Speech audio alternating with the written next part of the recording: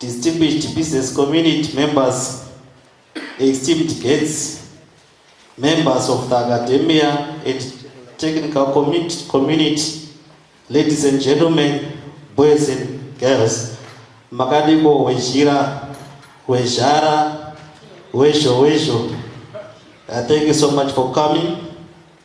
It is both an honor and a privilege to stand before you today at the official launch of a groundbreaking publication deploying artificial intelligence to achieve the UN Sustainable Development Goals, SDGs.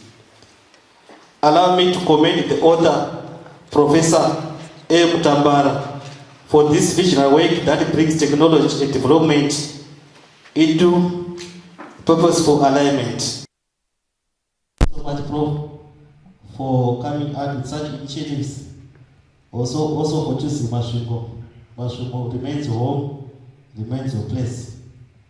Your contribution helps unpack how AI, when guided ethical, can be a tool for transformation.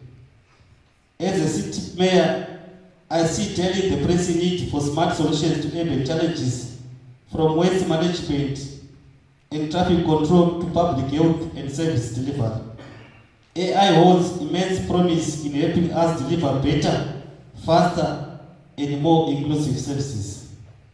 I was immensely glorified by Professor Mutambara's speech on the topic, deploying AI to achieve the United Sustainable Development Goals. This is an eye-opener, and it was more like a speech tailor made for my council. Achieving the UN SDGs is self-delivery, and that is why I'm here, utilizing AI in the ease of doing business, which is in line with our nation's development mantra and the recently published call to action by His Excellency President of the Republic of Zimbabwe. Seat of Masvingo Council's primary mandate is to 1. Provide potable water, 2. Sanitation, 3. Trafficable roads and health services. And end day without any of these services bring chaos to the city. Technically, using AI in water and wastewater management can solve 70% of the problems we are facing as local authorities nationwide. Imagine if we install sensors and telemetering system along the main line from bushmeat water treatment plant to the storage reservoirs and the distribution network. My technical team, appreciating the flows, pressures, and the demand at any given time, and making decisions from comfort of their offices. Imagine if you can appreciate all the fiscal losses from the system and reduce the non-revenue water, which is averaging at 45%. Imagine the use of intelligent traffic lights to manage traffic controls in the CPT. Imagine that with an APV drone, our technical teams can deploy it to produce the citywide topographic maps, which we are losing a lot of funds to acquire. With AI, life is made simple and decision simulated effectively. Let this book not remain on our shelves, but guide policies, inform innovations and strategies, and spark cross-sector collaborations. I call all the stakeholders, academia, private sector, development partners, and government to enhance the role of AI in building a sustainable future. Once again, congratulations once again to the author, Professor Mutambara. May this work inspire new thinking, ignite partnerships, and light the path towards achieving the SDGs through innovations. As the mayor of this beloved city, it is not lost on me that Professor Mutambara has been one of the prominent leaders in the government as the deputy minister during the GNU. Write a book aimed at assessing artificial intelligence to achieve SDGs would definitely benefit our city, dignified leaders in our midst.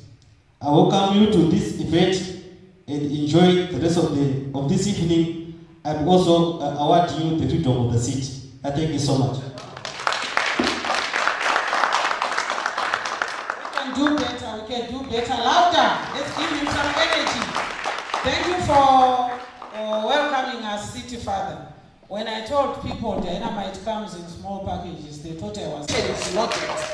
Professor, a doctor, engineer, Arthur G.O. Mutambara, ladies and gentlemen, is a director and full professor at the University of Johannesburg, where he also serves as the head of the Decentralized Artificial Intelligence and Control Systems Research Group. Prof. Mutambara is a world-renowned control systems specialist, robotist, academic, author, and strategist. Currently lecturing in mechanical engineering science and electrical engineering and electronic engineering science. Those are powerful subjects. Some of us dropped the science at O level. And you can imagine someone lecturing all those things at university level. Another round of applause for our author. Wow. He has also taught control systems, robotics, and mechatronics in the US before he joined UJ. He is a chartered engineer, a fellow of the Institution of Engineering and Technology, a fellow of the Zimbabwean Institution of Engineers, here represented by our host, the town clerk, Engineer Mukaratirwa. He didn't go and Gunodhirako. He went, but he's still working with people at home. A round of applause for someone who remembers when he has gone out there. He is also a fellow of the Zimbabwe Academy of Science and a senior member of the Institute of Electrical and Electronics Engineers, senior member, which means Shema engineer, electronics. He is a distinguished and prolific author of 8 books. The evidence is there in front of us. 8 books. 8 books that are used at undergraduate and graduate level programs in the US, in Europe, in China, in Japan, and back to his continent in Africa. A round of applause. But he's being quoted in Europe, Japan. They are copying from this professor of ours. I know where they are getting the ideas. I could go on and on and on. But let me just end by telling you that he owns a PhD in robotics and mechatronics and an MSc in computer engineering. Both are obtained from the University of Oxford. I wouldn't have done justice to this introduction if I don't remind you that he is a former deputy PM during the government of national unity. I wouldn't also have done justice to this introduction if I don't tell you that he is a wonderful family person. Ever since I interacted with him, the profile pic on his WhatsApp profile pic, it's him, the boys, and mama. How many of us have their families on that profile? You don't even want people to know that you are married. Ladies and gentlemen, let's give Prof. Mutambara a round of applause and a lot of energy as he comes to unpack and show us that AI is not a monster, but AI is a wonderful tool for achieving sustainable development goals. Over to you, Prof.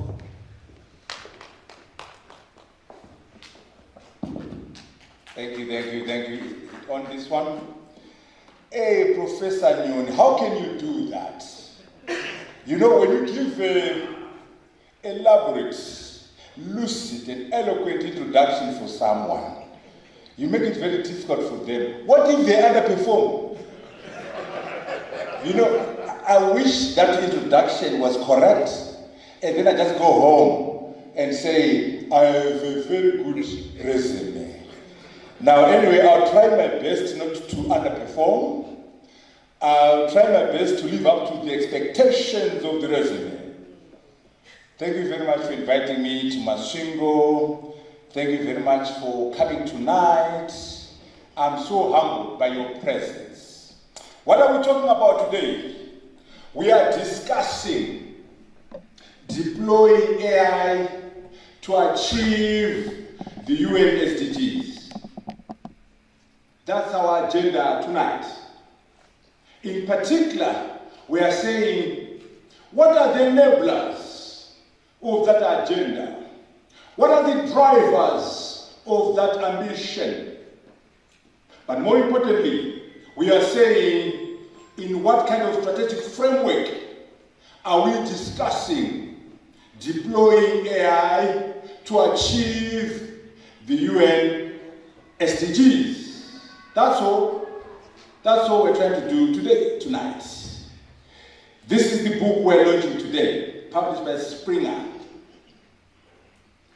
Deploying AI to achieve the UN SDGs, enablers, drivers, and strategic framework. Why are we doing this? What is the motivation behind this? This book seeks to link AI to human development. You've heard so much about AI. In this book, we're saying, why don't we use AI to drive human development? Why don't we use AI to improve the quality of life of our people in Zimbabwe, in Africa, and globally? The ambition is to link AI to human development, using AI to drive human development and preserve the planet. That is the ambition. That is the agenda of this book. What we mean by sustainable development? What is this concept? Sustainable development aims to balance economic growth, social inclusion, and environmental protection to ensure a prosperous future for all. So this is what we mean by this phrase, sustainable development. We seek to ensure that the needs of the present are met without compromising the ability of future generations to meet their own needs. That is the essence. That is the fundamental agenda behind sustainable development. The key drivers of the concepts. We have people, we have prosperity, we have partnership, we have peace and planet. Right at the center of those five is sustainable development. So when we say sustainable development goals, it's coming from the foundation of this definition of sustainable development. Now, Professor Nyoni, this concept, this idea is challenged, and some people are not very comfortable with its understanding and its use. There are those who are worried about this idea, or in particular, the meaning, the interpretation of this idea. Here's the argument, and we pursue the argument in the book. Sustainable development can't be an end in itself. Sustainable development must deliver. It must produce socio-economic transformation. But some people in the West, some of these do-gooders, these liberals, who talk sustainable development, don't care too much about socio-economic transformation. And we are not interested in that perception of a sustainable development idea. What are we saying? We are saying Sustainable development must improve the quality of life for all people. It must produce inclusive economic growth and shared prosperity. You can see right there where we fight with these liberals and these Westerners. There is no inclusive economic growth in America. There is no shared prosperity in America. Neither do we have in Europe. In America, 1/3 of young black males are in prison, parole, or probation.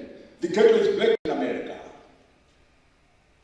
So America is the biggest economy in the world, but their growth is not shared. Their prosperity is not shared. We don't want that.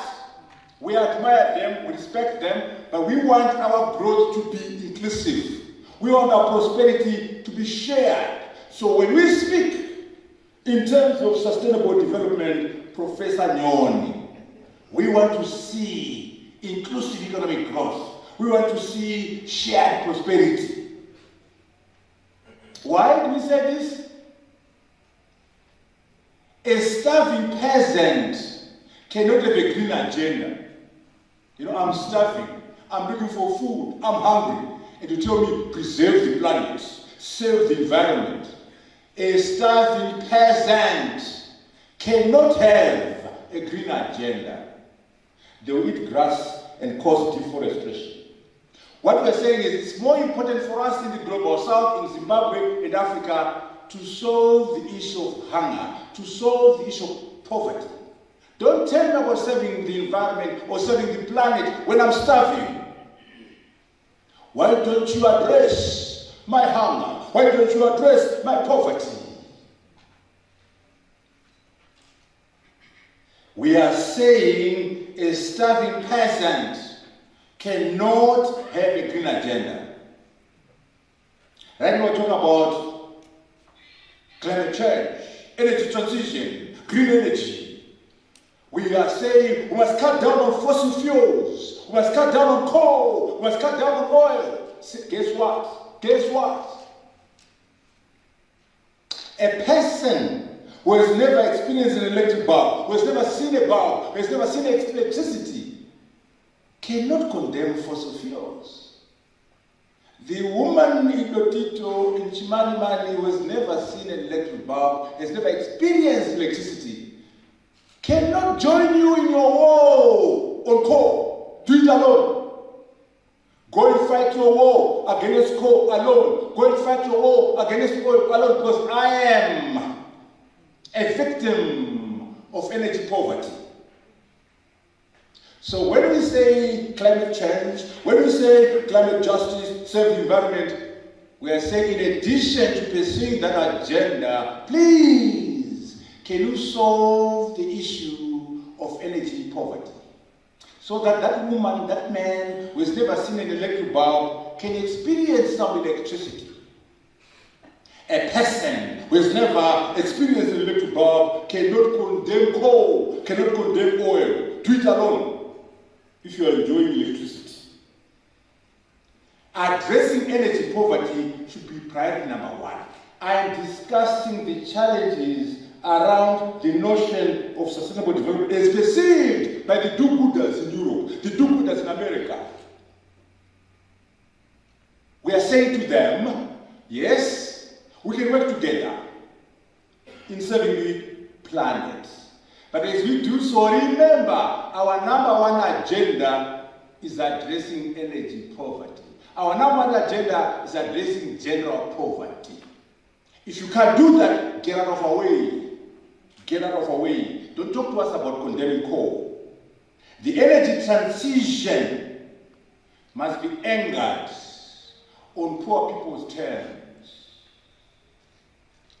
Poor people must determine how and when we transition from coal to solar, from coal to wind, from coal to green. We will determine, we the poor, how that is done. So I'm saying this to say, as we talk about sustainable development, know that there are big debates going on. President Museveni is a very interesting one. Brother Museveni, what does he say? I've never seen a sustainable pregnancy. I've never seen that. What we call sustainable development is sustainable underdevelopment. That's Brother Museveni. He argues the baby must be born, grow into a teenager, and become an adult. In other words, he's saying if you're not careful with this idea of sustainable development, it's not good for us as Africa, because it's like having sustainable pregnancy. We want that pregnancy to come to term. We want the baby to be born. We want that baby to grow into a teenager. We want that teenager to become an adult. That's what we mean by economic transformation. In other words, Professor Nyoni, we are saying sustainable development must deliver economic transformation, must deliver the baby. We don't want sustainable pregnancy. In any case, you die if you are pregnant forever. You are going to die. So now that we have an understanding of what we mean by sustainable development in the Global South, in Zimbabwe, in South Africa, we now go to the goals themselves. The UN SDGs are 17 of them. These are goals for people, goals for the planet. They are very useful because they are very exhaustive. They cover everything at all, everything. These goals.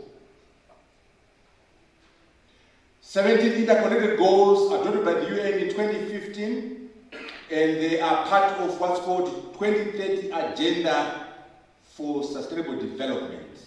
And they are addressing economic, social, and environmental development. The objective is to achieve sustainability and these goals by 2030. What are we addressing with the goals? Poverty, hunger, health, education, gender equality, clean water, affordable energy, economic growth, climate action. These are the goals. Mayor, minister, professors. These goals cover everything. No poverty, zero hunger, good health and well-being, quality education, gender equality, clean water and sanitation, affordable clean energy, decent work and economic growth, industry innovation and infrastructure, reduced inequalities, everything. In fact, minister and also the mayor, if you were to come up with answers to the 17, your country will move. You got your national agenda or national strategy just by finding the answers to the 17. In Masvingo, if you address this, you are going to be a very successful mayor, and you are going to always win the elections. Because they address everything, everything. And I'm glad the mayor is already talking about AI in Masvingo. So they are exhaustive. Governments, companies can address them, and then we are successful. Those in the opposition who are trying to get into power, if you can find a solution to 1, 2, 3, up to 17, you already have your manifesto for your party. Hopefully, you have a free and fair election and win. At least you'd have gotten a good program. That's why I chose to use them. Because they're exhaustive. They cover everything. So I am saying, if I want to link AI to human development, if I want to use AI to drive human development, the UN SDGs are a good starting point because they cover everything. So what I do in the book is to go from 1 to 17 using AI to achieve them. Because if I'm successful in doing that, I've solved the problems of the world. That is the motivation behind the book. To say, let us take this framework and apply technology, apply AI, and see where we can get. Okay? You can organize them into social, environmental, and economic. But they're very interconnected. But if you want to organize them, you can say, these are the social ones, these are the environmental ones, these are the economic growth, but they're interconnected. In particular, in Zimbabwe, in Africa, we are concerned about the social, but they're so basic. No poverty, zero hunger, good health and well-being, quality education, gender equality, clean water. Mayor, if we can just do this in Masvingo, we would have done very well. But of course, remember, we want to do all 17. But these are so foundational, they're so immediate. Strong institutions, democracy comes in there. Sustainable cities, Mayor, your work is cut out for you. Again, they're all interconnected. They affect each other. So as you address them, know how they affect each other. Okay? So what do we have, Mayor of Masvingo? We have 17 goals, 169 targets, 232 indicators, 195 countries. So we are trying to achieve the SDGs in 195 countries. And in doing so, we're looking at 17 goals, 169 targets, 232 indicators that must be tracked. So you can see the role of technology, the role of monitoring and evaluation in this.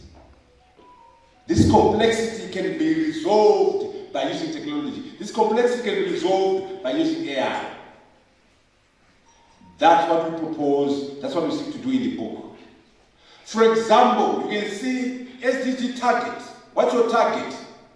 You can say by 2030, eradicate extreme poverty for all people everywhere, measured as people living on less than $1.90 a day. That's your target. Then you say, okay, what's my indicator?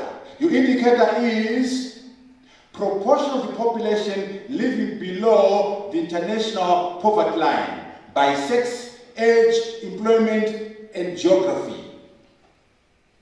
So that's how we organize the SDGs. Targets, indicators. Okay? And we have 17 goals, 169 targets, 232 indicators, and 195 countries. Normally we talk about 193. But remember the Vatican City is a country. And of course Palestine. Given what's happening in Gaza right now, the genocide in Gaza, it's very important that we talk about them as a country and see how we can resolve the issue of hunger, poverty, and death in Gaza. So that's why we say 195. Normally it's 193, but we're adding the Vatican and the state of Palestine. These are the goals. So what do we do in the book? In the book we address one question. Why are we not succeeding? What's going on? What are the problems? So we address that question. Then we say, before we talk about technology, what else can we do? What interventions, cash, cooperation, governance, and so on, we look at non-technology interventions, and that's our number 2 agenda. Then we say, okay, let's move into technology in general, before AI, and we see how we use AI to drive the agenda. Then we move to AI and see how we can address this issue. As we do this, we also address the issue of the circular economy. Now, Mayor, we are talking about the circular economy, which is SDG number 11. We want sustainable cities. How sustainable is Masvingo? How sustainable is Harare? How sustainable is Bulawayo? SDG number 11. Sustainable cities and communities. We want responsible consumption and production. SDG number 12. That comes under what we call circular economy. And we must make sure in Masvingo, in Harare, we're driving our operations into a circular economy. What do we mean by that? Okay? We are saying you produce, you use, then you reduce, you recycle, and you reuse. That's a circular economy. Produce, use, reduce, recycle, reuse. As opposed to linear. Look at linear. You take, you make, you use, you dispose. We don't want that in Masvingo, Mayor. Where you take, you make, you use, and you dispose. That's the linear economy. We're trying to move away from that one into a secular economy. And that's part of the SDG agenda. And we're saying, can we use AI to achieve a circular economy? For those from the corporates in the private sector, we're pushing the ESG, environmental, social governance. And I'm sure you've heard about ESG, monitoring. So ESGs are linked to AI, can be linked to AI, ESG are linked to SDGs. Okay? As we do this work, we must learn from the MDGs, which ended in 2015. What were the lessons from the MDGs? We must learn from the SDGs. What are the lessons from the SDGs? They're expiring in 2030, 5 years from now. What are we going to do after 2030? Okay? And then we look at them one by one and see in the global north, how are they doing? In the global south, by global south we mean emerging and least industrialized countries. The global majority, we'll talk about that tomorrow, the global majority in the public lecture tomorrow at GZU, Great Zimbabwe University. Now, SDGs. Professor Nyon, where are we? How are we doing in terms of SDGs? Mayor, where is the world? It's 2025, we have 5 years to go. How are we doing in terms of achievement? We have 5 years to reach the SDGs. Where are we? Unfortunately, Mayor, Minister, professors, fellow colleagues from Masvingo, we got a problem. Humanity is failing. We are in trouble. 35%. I'm sure a GZU, 35% is a fair. That's the mark for the world. That's mark for humanity. We are doing very badly as a humanity, as a people, as a world, as a globe. 35% success rate. In fact, actually, we're being generous to ourselves there. Such as 18% on target. 80% on target. But moderately successful, 17. So we put 17 and 18, we get 35. This is where we are. That is the motivation behind the book. I'm saying if we have 35% success rate and with 5 years to go, surely we're going to do something to drive that number to 50, to 70, to 100 in 5 years. We must try everything. In my contribution, my idea is to say, can we push that number up using technology? Can we push that number up by using AI? That is the motivation behind the book.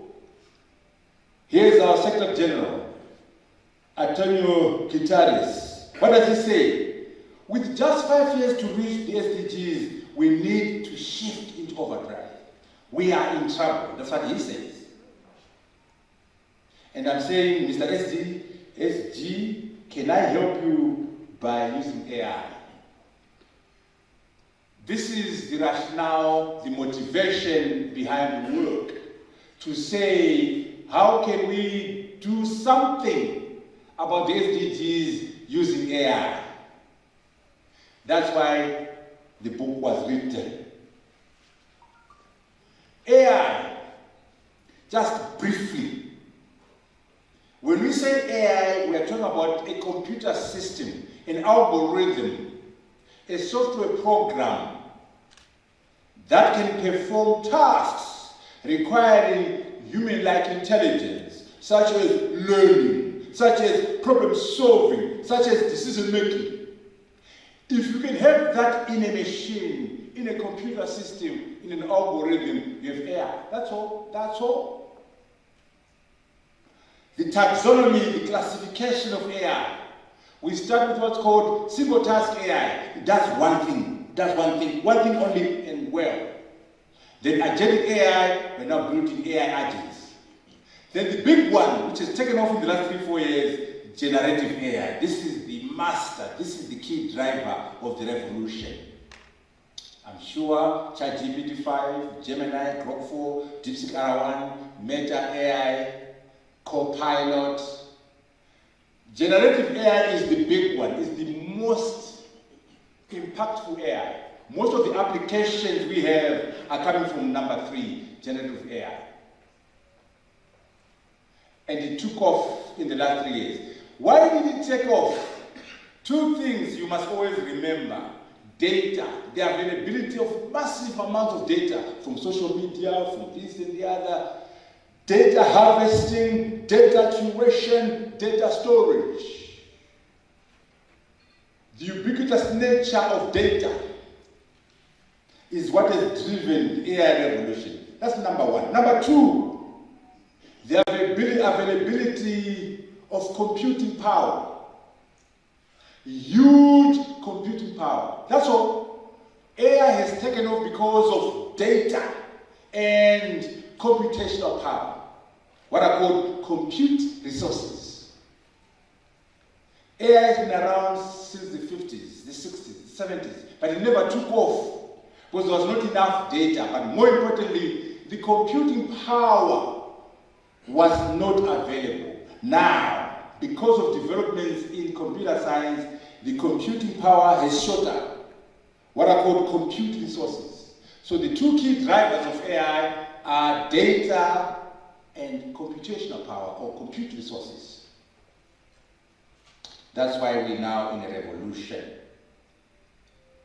AGI, it gets complicated now. What do we mean by AGI?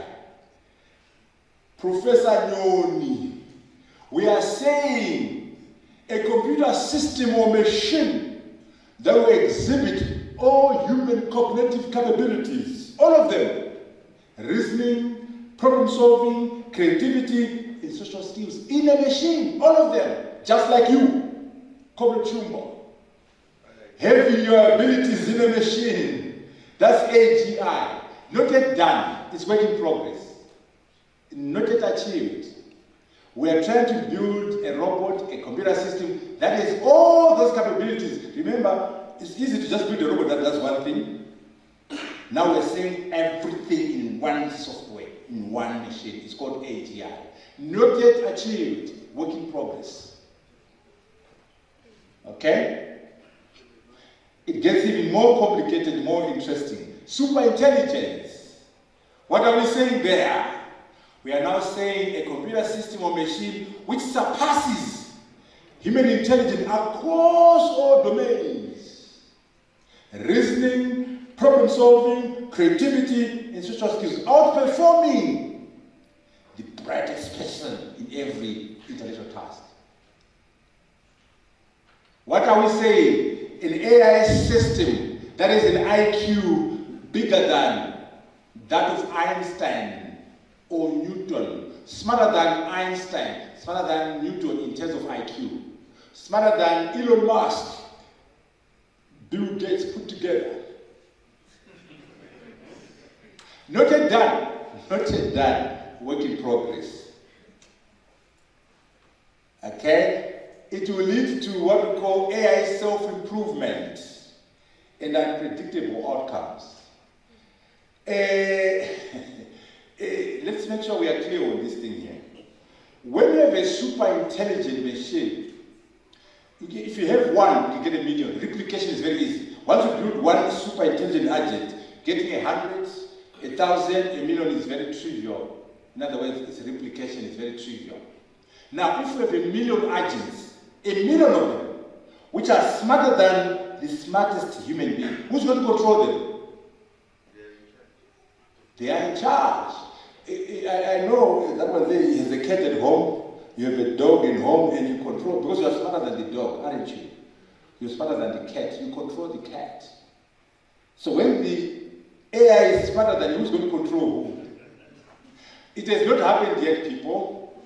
It's work in progress. You can say, why are they doing this? Why didn't they stop it?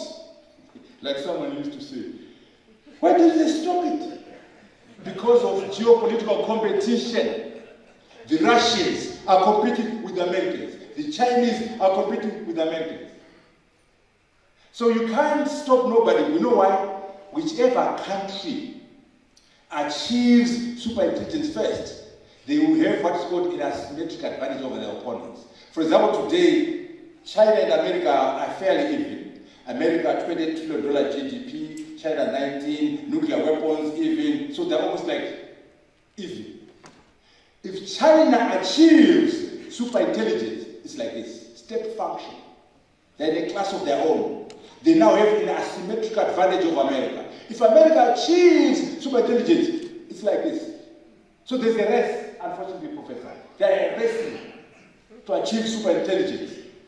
You and I demoralize the Christians and don't want to do it, but these guys are talking about weapons.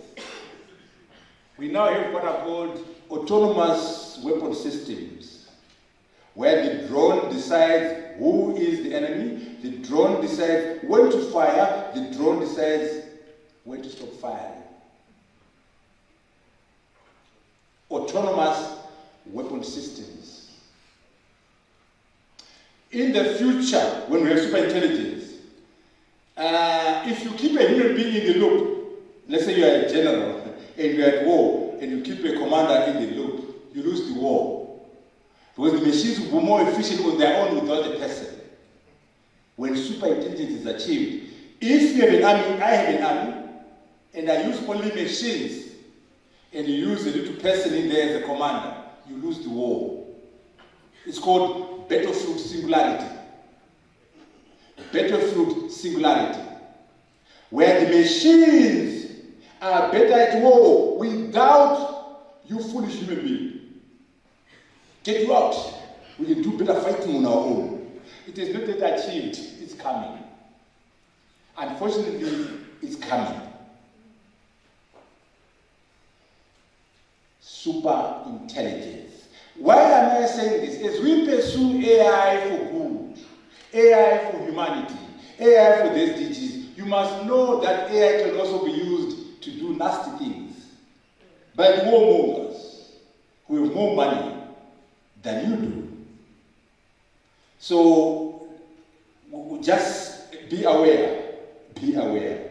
These are some of the reasons why AGI is hard. We don't know enough about the brain and so on. There are difficulties. I know we're coming from different fields. You can't be experts in AI. And by the way, AI is about statistics, Professor.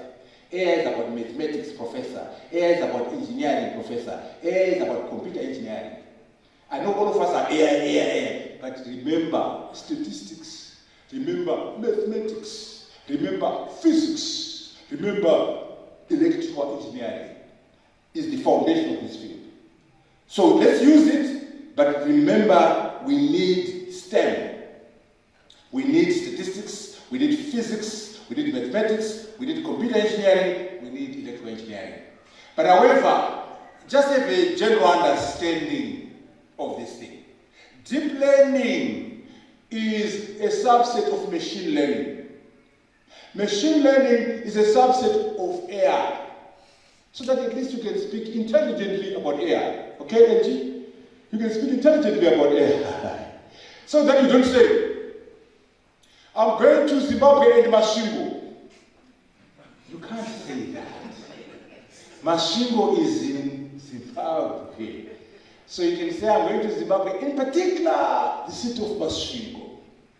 So you can say, at GZU, we're doing AI, in particular, machine learning. Don't tell me, we're doing AI and machine learning. You don't know what you're talking about. Because machine learning is a part of AI. We're doing machine learning, in particular, deep learning. Just have an understanding of how they are related, these things. You don't have to know the details, but speak intelligently about the field. Neural networks, deep learnings are in neural networks, and so on. This is a revolution, ladies and gentlemen. Masvingo, you are going through a revolution. This technology produced 2 Nobel Prizes last year. It has never happened before, where one technology is the foundation of 2 Nobel Prizes.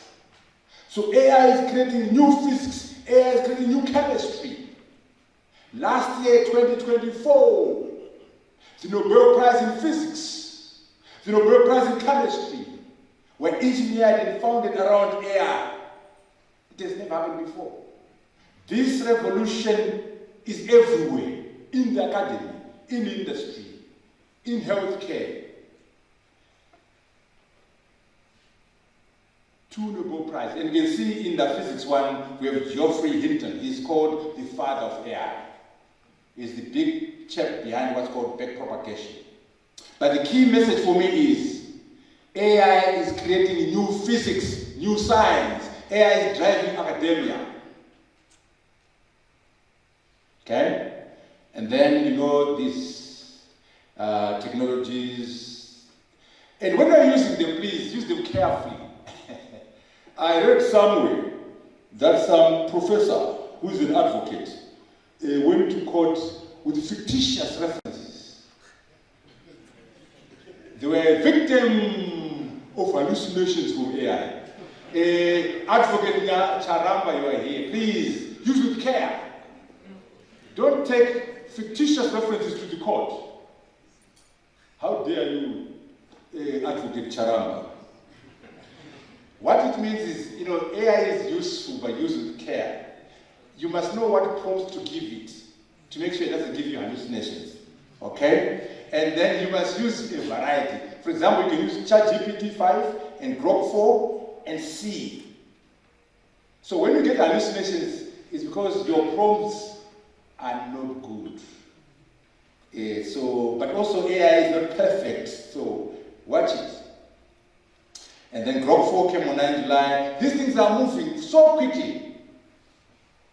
Now, why are we saying super intelligence? Some feel, it's impossible. We have a new examination. Professors here, and teachers, and ministers, and mayors. I know you love exams, grade 7 exams, Form 2 exams, Form 4 exams, Form 6 first year. Now we have a new examination for you people. It's called Humanities Last Exam, the last one. How do we make it, Professor? We take PhD level questions in every field. PhD level questions in sociology, in history, in English, in geography, in physics, in medicine, in vet science, 1,000 subjects, PhD level questions. Put them into the machine. Hard questions, PhD level. The answers, we got 1,000 experts from sociology, from history, from physics. We get the answers. Put them into the machine. It's called Humanities Last Examination. A Gov and I were to invest together. He didn't like exams, this one. Now there's another exam. Govera. There's a new exam for you, Govera. Humanities Last Exam. Now guess what? Your smartest professor at GZU, your smartest professor at MIT, at Harvard, gets 4%, 3% in this exam. Professor Nyoni, I don't know what you are going to get. You know why? You can be a professor of physics. You get the answers correct for physics, 0 in sociology, 0 in economics, 0 in Shona, 0 in English, 0 in vet science. You can't answer PhD level questions in Shona, history and physics when you are an expert in physics. You get your little 3%. Humanities Last Exam. So the smartest people are ranging between 3% and 5% in this exam. The smartest human being on planet Earth is getting 5%. There's a guy with an IQ of 276. That's huge. But that chap gets 5% in this exam. What about the machines? Look at Grok 4. Grok 4 in July 2025 got 44%. So the AI system is 10 times smarter than the smartest human being. 10 times smarter. The machine is 10 times smarter than the smartest person. I know intelligence is more than examination. Okay, we know that. But in that narrow definition of intelligence, zamanishe, zama. Ramufarira maningi zamanishe. Muruguro wake computer. Grade 7 examination, Form 2 examination, Form 4, Form 6, first year exam. In that domain of examination, you are coming second best. I won't be second best. You're coming last. The machines are doing much better, those machines there. And growth is 10 times. But what are we saying, people? When we say super intelligence, we're not dreaming. It's almost here. The year is 2025. 2025. And the machine is 10 times smarter than you. What happens in 2035? Your intelligence is not increasing, right? It's kind of stuck, right? you get a Newton every 300 years. This machine is going exponentially. In 2025, the machine is 10 times smarter than smart person. All we are saying is, when we talk super intelligence, don't think that it's actually a reality. It's almost here. But I want to comfort you and say, don't worry. AI won't replace you completely. We have what we call human augmentation. AI plus the person, better professional. AI plus the engineer, better engineer. AI plus the manager, better manager. Human augmentation, human 2.0. So ask yourself, how can I be a better teacher because of AI? How can I be a better mayor because of AI? So we want to emphasize the combination of human capability and AI, what we call human 2.0. An example, medicine. You know, right now, if we take cancer, we take experts, 1,000 experts from all over the world, we take all their wisdom and put them in the AI system. There's not a single doctor who is as good as that AI system. Because there's 1,000 experts in cancer. We take their wisdom and put them into the machine. There's no human expert. But guess what? So when you go for diagnosis to this machine, it will say, yes, I can see, I've done the diagnosis, your cancer stage 4, you have 2 weeks to live, go home and pack your bags, you're going to die. Because AI has no empathy. But guess what? If you take that information and give it to a human doctor, the information will be correct, by the way, but delivered in an unwise way. So the human doctor will say, I think we have some problems. Can you go home, come with your spouse, let's discuss your circumstances. You see, the human doctor is managing you now. So the AI system plus the human doctor, better doctor. The AI system on its own, very unfriendly doctor. The human being, very competent doctor. Always remember this. We wish to combine an AI system and a professional to get a better professional. That's the positive way of looking at AI. How can I become a better person because of AI? Grok 4, there's a lesson we got from Grok 4. You know, when Elon Musk got Grok 4 out in August, in July, they were fighting with Trump, for those who follow the news. They were fighting, they were beefing and riffing. But you know what? Because Grok 4 was so wonderful, was so powerful, the US government, the Defense Department said, hey, Elon, come and get your $100 million check. Here's your money, please. Give us Grok 4. We need it in the army. Forget Trump. In other words, the national interest was more important than the beef between Elon Musk and Trump. The American government, Trump realized that Grok 4 is so powerful. Although I hate Elon Musk, although I'm fighting Elon Musk, I must embrace Grok 4. Hey, Elon, $100 million, can I use Grok 4 in the army? We are saying to you, Mayor and the Minister and the Zimbabwean government, please rise above your personal differences, rise above your political considerations and embrace national interests, like Trump and Elon Musk did. Why I say this is because, for example, you've heard of the billionaire, Masiwa. He's now working with NVIDIA to bring GPUs. I'll talk about that later on. It is going to South Africa, Kenya, Egypt, Ghana, There's no Zimbabwe there. Where? I want an explanation.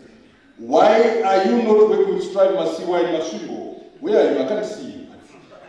Anyway, the message is that please, we must embrace ideas and rise above the pettiness for the national interest. Like Trump, and I know you don't like Trump, but it's better than you. He rises above personal differences. And why am I talking about the Defense Department? Now, Gav and Shumba are my friends from the SRC. If you think your phone is fast, if you think your computer is fast, Professor Zobo, if you think you've got a powerful supercomputer at GZU, or at MIT, at Harvard, what do you think the Army has? Or MI6, or FBI, or CIA? Do you think that the CIA, the FBI, the MI6 will have the same level of technology as you, little Shumba? So when you see it among the civilians, it's probably 10 years old. Obviously, because there's competition. So when you say, hey, I got a supercomputer, I got an iPhone, it's powerful. The internet was a long time ago in the army. You know why I know this? I was in America for 7 years, and I used to do research in NASA, defense, airspace, and so on. I'll go into meetings. And this general was also say, where are you from? Did I say I'm from Zimbabwe? Can stay. Because you can't, even if we give you secrets, you can't use them. So I used to stay in meetings because we are so small in Zimbabwe. So our smallness was my advantage. If I was from Russia, if I was from China, my brother, can you get out? We're going to talk about some secrets here. Anyway, you can't separate defense from technology, unfortunately. You can't separate AI from defense, unfortunately, because of the geopolitical contestation. Always remember that. There are dangers, of course, bias, security, job displacements, and AI in the hands of bad actors. Hallucinations, I spoke about that. And a major problem we try to address in the book is the gap between the haves and the have-nots. If you're not careful, AI is going to broaden that gap. The poor will become poorer. The rich will become richer. There's also a danger of data colonialism, digital imperialism. You are on WhatsApp. You are on Twitter. You are on Facebook. Who owns that data? You use Microsoft Word. Use Excel. Who owns that data? They can monetize that data without giving you a cent. They can weaponize that data against you. You must always remember the problems, the dangers of AI colonialism, data colonialism, AI imperialism, and also techno-feudalism. A few men, very few women, a few men owning these things, Altman, Elon Musk, this guy, Jensen, and creating and owning a president, owning a prime minister. It's called techno-feudalism, where a few people now are owning everything, democratically, unfortunately, through capitalism. It's a danger, it's a risk. And of course, I spoke about the AI-driven arms race, so you really understand that. Also, there are messages in the industry where people are saying, there's a problem. At MIT, they did the research and say, those who are using too much ChatGPT are losing critical thinking. And also, Altman from Webinar is saying, this thing is overhyped, it's a bubble. Investors are overexcited about AI. So there are discordant messages coming from the industry. You must always remember that. AI systems are not neutral. Remember, here's my charge to Masvingo. We must use AI systems, wherever they come from. Please, let's use them. But remember, they're not neutral. They carry the values and the interests of those who created them. That's why we need to do number 2, create our own AI systems, do our own data harvesting data creation, data storage. The long-term answer is that the African must be a creator of AI systems, not just a consumer. Why? Because there's a problem. And that came out clearly in this book, when this book was launched. Kissinger, before he died, he worked with Eric and Craig. Eric and Craig are tech gurus, and they wrote a book called Genesis. You must read Genesis. Eh? Now, Walter Isaacson is a professor and a journalist, and he launched the book. This is what he says. This is what he said. We must make sure that these AI systems reflect our American values, reflect our Western values, not those of the Chinese.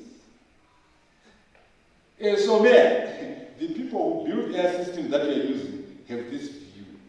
They have an agenda. I use it, but use it with care.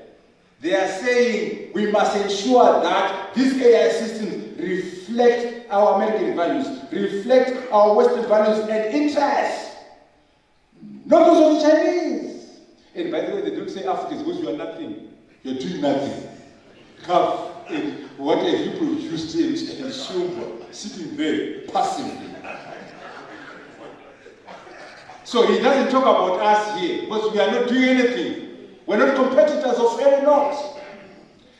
I said this to say, please let us use all the ChatGPT, Group 4, but always remember, use with care because there's an agenda, there are values. They don't mean harm. If you have white males in Silicon Valley writing programs, they don't know anything about women, blacks, and Africans. They know nothing about Masvingo. So they put their own values there without meaning any harm. And the data they use is also their data. So it's not very useful if we don't have our own data in our own AI systems. We must become creators of AI systems. We must create AI systems. What about our friends, the Chinese? I know you love the Chinese. I know you're complaining about them, about other things. But in general, Zimbabweans love Chinese. Our Chinese brothers. Always our friends. Are they Father Christmas? Are they Father Christmas? On this subject, I know you're talking about mining, I'm talking about the AI. You're wondering, I'm talking about AI. Are they Father Christmas in AI? Certainly not. They're also pushing their own agenda. You know, their product is called DeepSeek R1, that's the Chinese version of ChatGPT. Tonight, go and type in.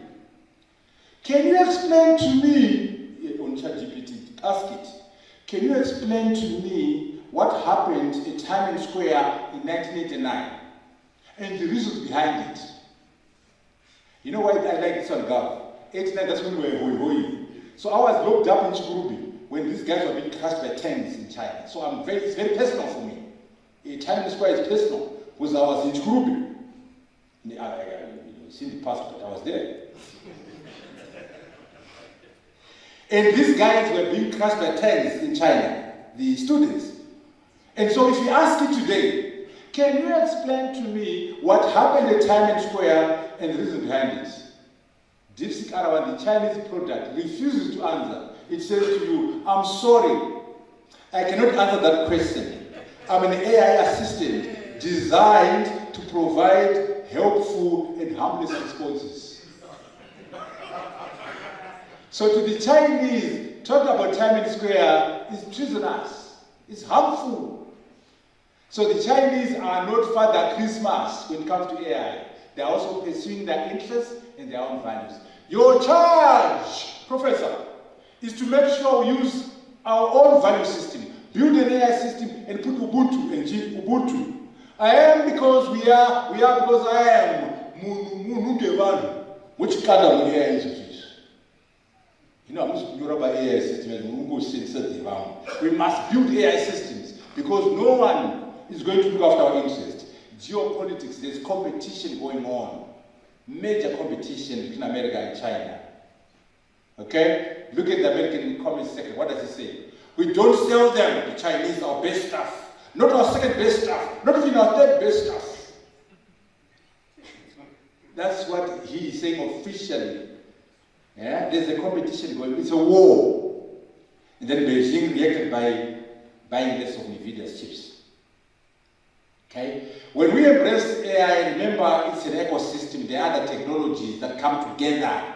Mobile telephony, big data, blockchain, quantum computing, synthetic biology. Embrace AI as an ecosystem there. Don't just look at AI, look at blockchain, look at mobile telephony, look at cybersecurity, look at quantum computing, look at synthetic biology. AI is part of an ecosystem. In particular, this one, quantum, not yet mature. It's work in progress, engineer. It's work in progress. It's work in progress. When it matures, the supercomputer we have at UZ, at MIT, wherever it is, quantum will be 1 million times faster than the supercomputer. 10,000 times faster. Encryption, when you do encryption, you can try to crack a code, it takes you a year to crack it. With quantum, it takes you 5 minutes. So all encryption is going to change. Quantum is coming. So at GZU, please, can you do some research on quantum computing? So when it matures, we are with the program. Don't wait for it to mature.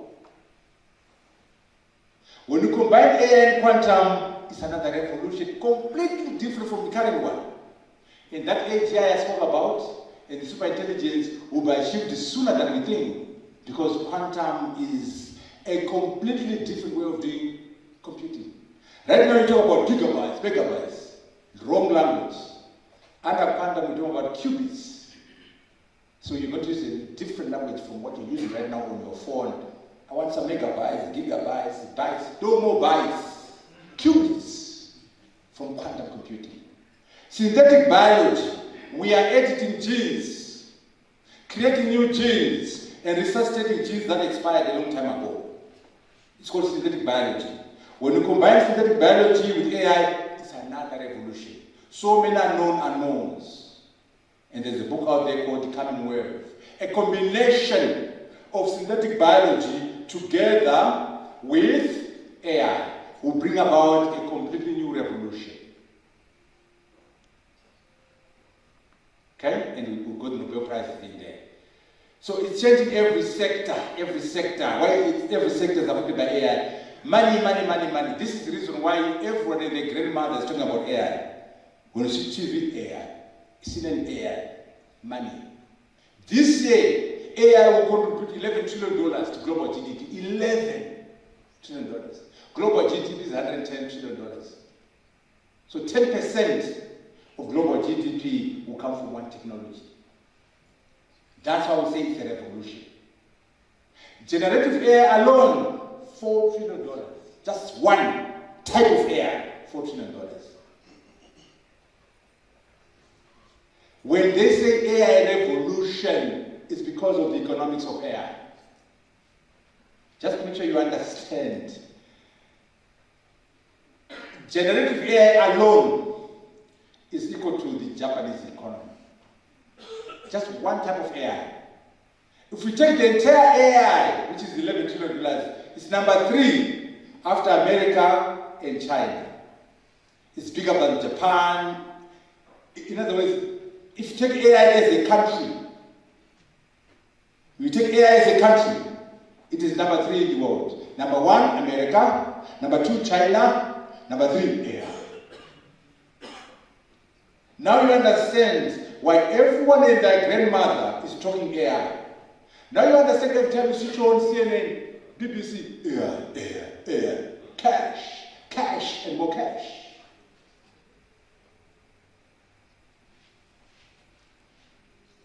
And let's look at our Mickey Mouse economies. South Africa, Mickey Mouse economy. Nigeria, Mickey Mouse. Zimbabwe, I won't mention. Botswana, Mickey Mouse. The only way we can do AI is to work together as Africa. $3.4 trillion GDP, 1.4 billion people. AI is about scale. One LLM, to build one LLM, you need $100 million to build one product. You need 100 PhDs working on that product. You need energy equivalent to the demands of Zimbabwe, 2,000 megawatts. Energy, talent, cash. It can come from the little countries. It cannot come from the continent. We work on Inga Dam, for example. Inga will power the entirety of Africa and produce money for AI. If you think my numbers are ambitious, look at what's coming from the conservative guys, McKinsey and Company and PwC. They say, Mutambara, you're too ambitious. We think that AI will give us $15.7 trillion in 2030. This year, AI will give us 7, not 11. But let's take those numbers. That's huge. 7 is double our collective GDP as Africa. Again, it's number 3 after China and America. So these are very conservative numbers. If you are conservative, you think Mutambara is too ambitious, he's giving us ambitious numbers. PwC and McKinsey have said, no, yeah, we can do that. Why is AI doing this? Why is AI causing a revolution? What's going on?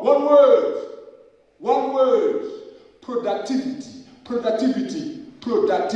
When they ask you, why do we have an AI revolution? Tell them, productivity. That's all. AI is driving productivity per person. AI is driving productivity per capita. That's what's going on. That's why we have a revolution. Because AI is driving productivity per capita per person. What do we mean? When you're producing 1,000 units, you produce 20,000. When you're producing 1,000 units, 50. Can you imagine? This week, you're producing 1,000 cars. Next week with AI, we're at 20,000. This week, you're producing 1,000 computers. Next week, 50,000 because of AI. That's what AI is doing in every sector. AI is an escalator of productivity. AI is a multiplier of productivity. That's why we have a revolution, a multiplier, an escalator of productivity. Every sector, education, healthcare, mining, agriculture is booming. If you want more than one word, we give you 3 more. So you can say escalation of productivity, enhanced efficiency, cost savings, and increased innovation. These are the drivers of the revolution. AI is giving us productivity growth. AI is giving us improved efficiency. AI is giving us cost savings. AI is giving us innovation for products, methods, and systems. That's what we're talking about. Goldman Sachs, these guys are the leading financial consulting firm in the world. They're number 1 in the world. What are they saying? AI can now draft 95% of our prospectus in minutes.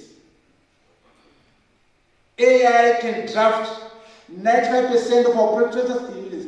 A job that used to require 6 people in multiple weeks. 6 people in 3 weeks. Can you imagine the productivity?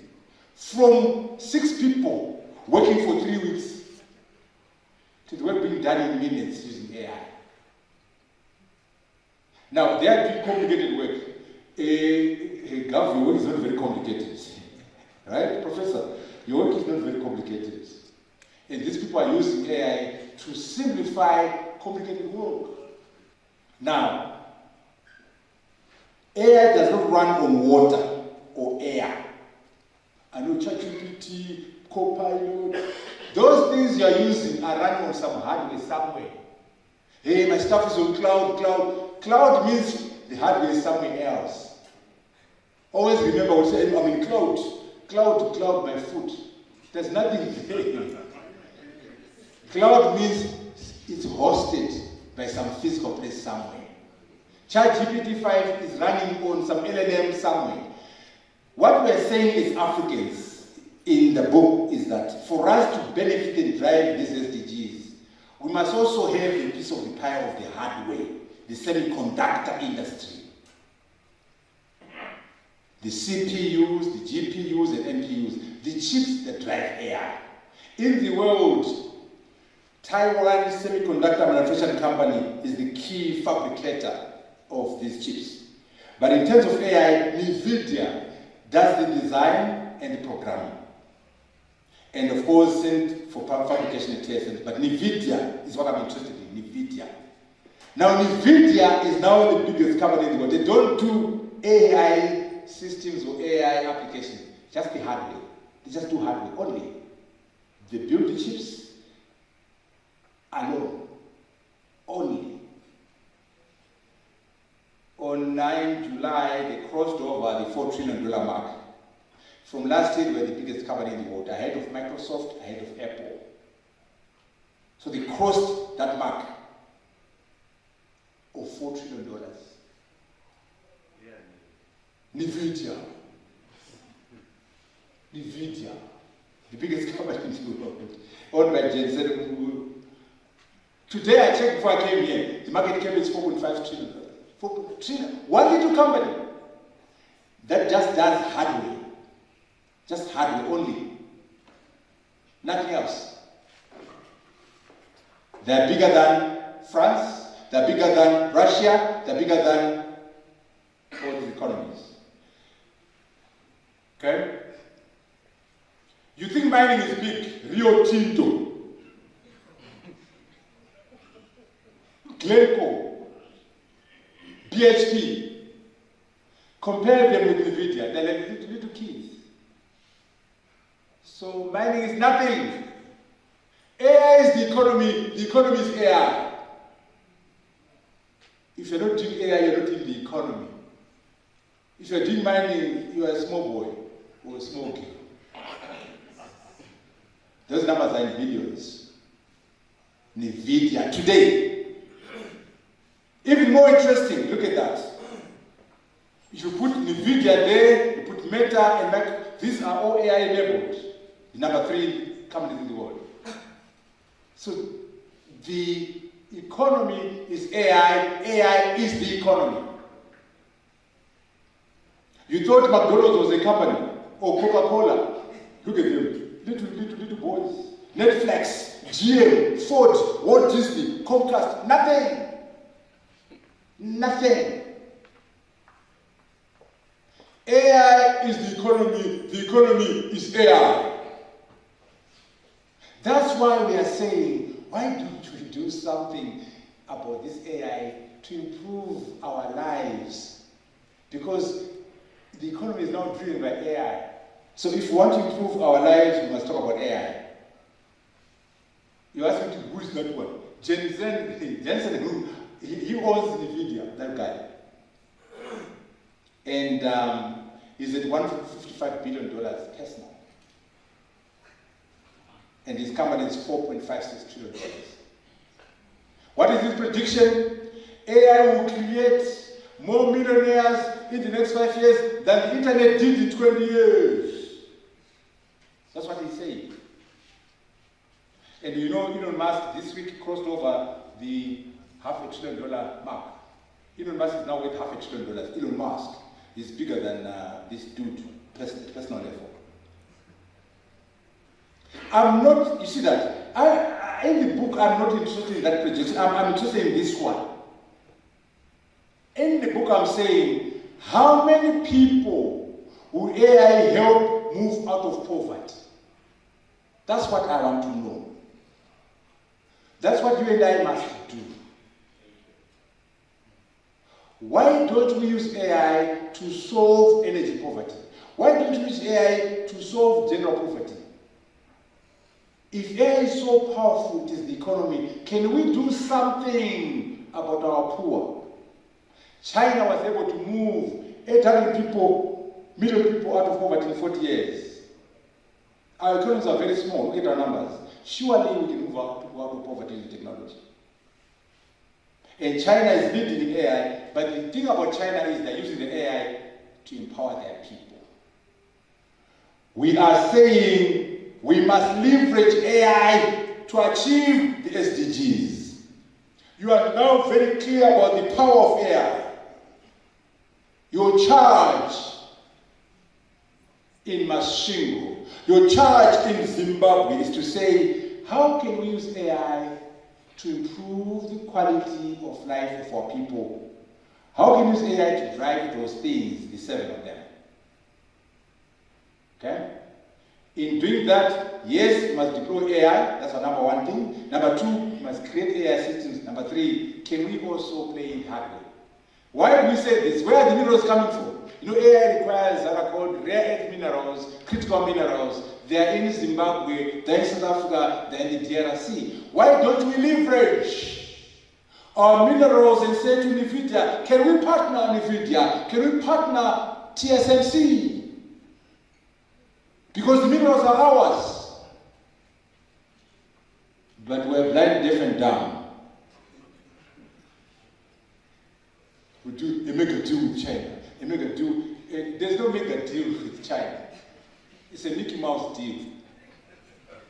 If you are going to do a deal with China, you go as 1.4 billion people.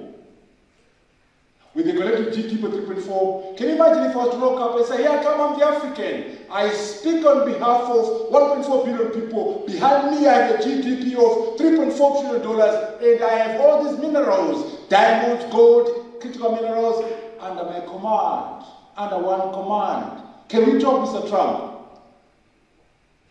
Mr. Trump will talk to me not out of love, out of economics.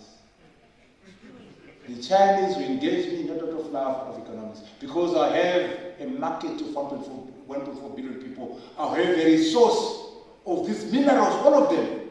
DRC, South Africa, Botswana, under one command. And I have a GDP of $3.4 trillion. If we do that, we can unlock value from NVIDIA, unlock value from Taiwan. We are saying, let us expand our circle of control. Let us expand our circle of control.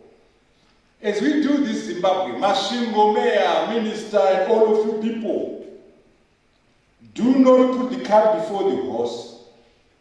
We must do some foundational things. We need awareness about AI. We need basic infrastructure. We need energy. We need digital infrastructure. We need compute resources. We need data. We need cash. We need talent. We must make our countries ready for AI if we're going to use AI to drive SDGs. We must work on governance and regulations, AI ecosystem. All these things must be done in preparation for AI. Energy. Look at the Chinese. Why don't we learn from the Chinese? Look at them. They are very good at producing energy. They are our friends. Why are we not learning from them how to create more energy? If we are going to do AI, we must solve load shedding.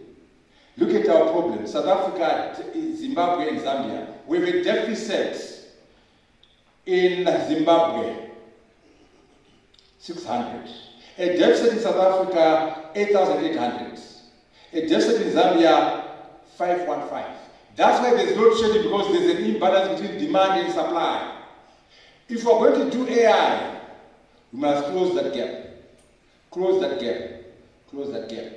Energy is so foundational in AI. Just to dramatize to you, if AI data centers were a country, if AI data centers were a country, in 2030, they will be number 4 in terms of energy requirements. China overhead, US and India in data centers. We're dramatizing the demand for energy by data centers. They are energy hungry. But always remember, AI is not a silver bullet. Lest you get carried away Zimbabweans. You can't AI your way out of everything. AI. What about the basics? Mayor, Minister, Zimbabwe, what about the basics? Don't forget the basics. You can't AI your way out of everything. We want effective and good country governance. Mayor, we want accountability and transparency. Mayor, we want elimination of corruption. Mayor, we want to deepen our democracy. Mayor, we want free and fair elections. Mayor, we want a shared vision for the country, a shared strategy for the country, and an implementation matrix. We must do beneficiation. I said this to say, in addition to embracing AI, don't forget the foundational matters. If you don't address this, AI won't help you. We must have an AI vision, an AI strategy, and an AI implementation matrix like that. At country, SADC, and Africa. And the three layers must talk to each other. Okay? So as we conclude, we're going to show you some applications for AI.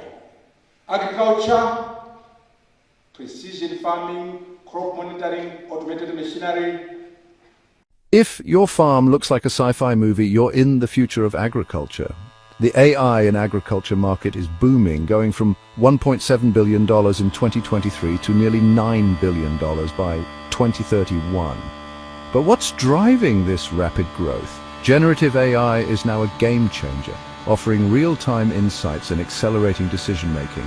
Farmers are using machine learning, computer vision, and robotics for precision farming, yield prediction, and pest management.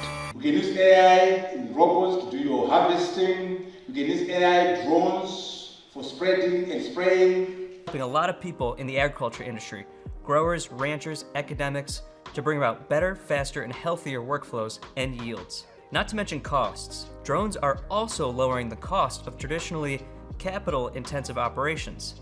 But lest you forget, the very same drones we use in agriculture are the drones they're using in Gaza, that the drones are using in Ukraine. AI is a double-edged sword.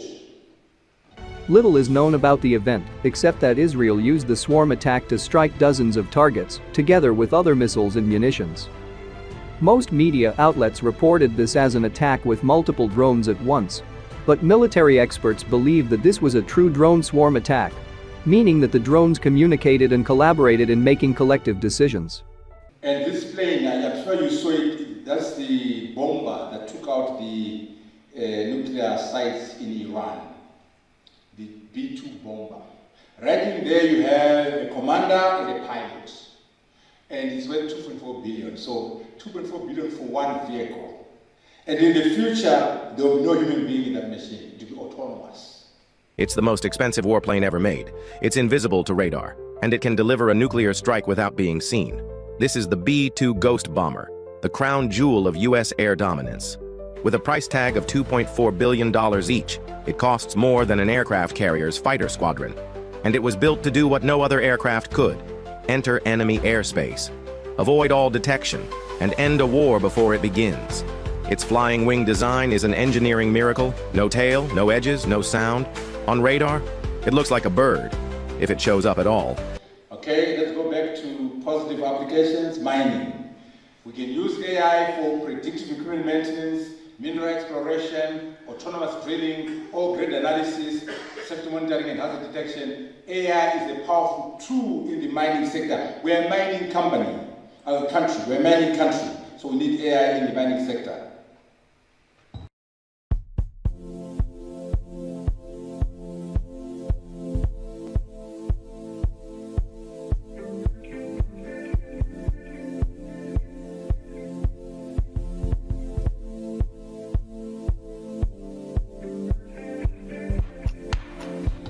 Crushing optimization, stockpile planning and optimization, grinding circuit optimization. These are the applications of AI that will allow us to address the SDGs. Infrastructure SDG number 8. We can use AI to do smart traffic management, predictive maintenance, automated construction, energy efficiency optimization, damage detection. Major applications of AI in pursuit of SDG number 9. Again, our Chinese brothers teach us one or two things. 157 kilometers. 157 kilometers of highway, 10 AI-powered machines, human supervisors watching from control rooms. China just achieved the world's first semi-autonomous paving operation, and the implications are massive. The machines made thousands of decisions independently, while humans monitored every move. Okay? And we use those drones to do your bridges, to build your bridges.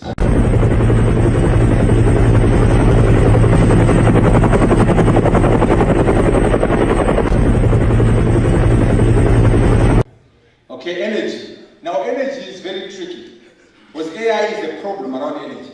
AI works against the climate change agenda because AI requires so much energy. So it is against the climate change agenda. It goes against our efforts to reduce energy consumption. But however, you can also use AI to generate energy. So it's a double-edged sword around energy. Also, you require a lot of water to cool those AI factories. So it's a double-edged sword, but you can use it to generate energy this way.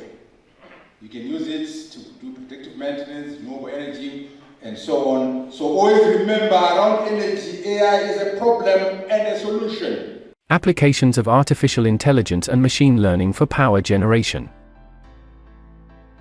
Hello, and welcome back to our channel.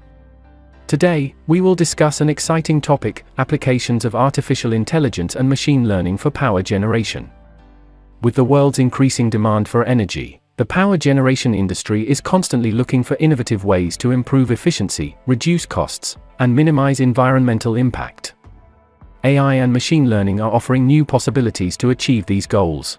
Okay, you can use it in renewable energy. Artificial intelligence is revolutionizing the renewable energy sector in incredible ways. Imagine using AI for predictive maintenance, analyzing data from wind turbines or solar panels to foresee issues before they happen, saving time and money. Then there's optimizing energy systems. AI algorithms can balance supply and demand in real time, making our grids smarter and more efficient. You can use it to clean up those panels. You can use it for energy management.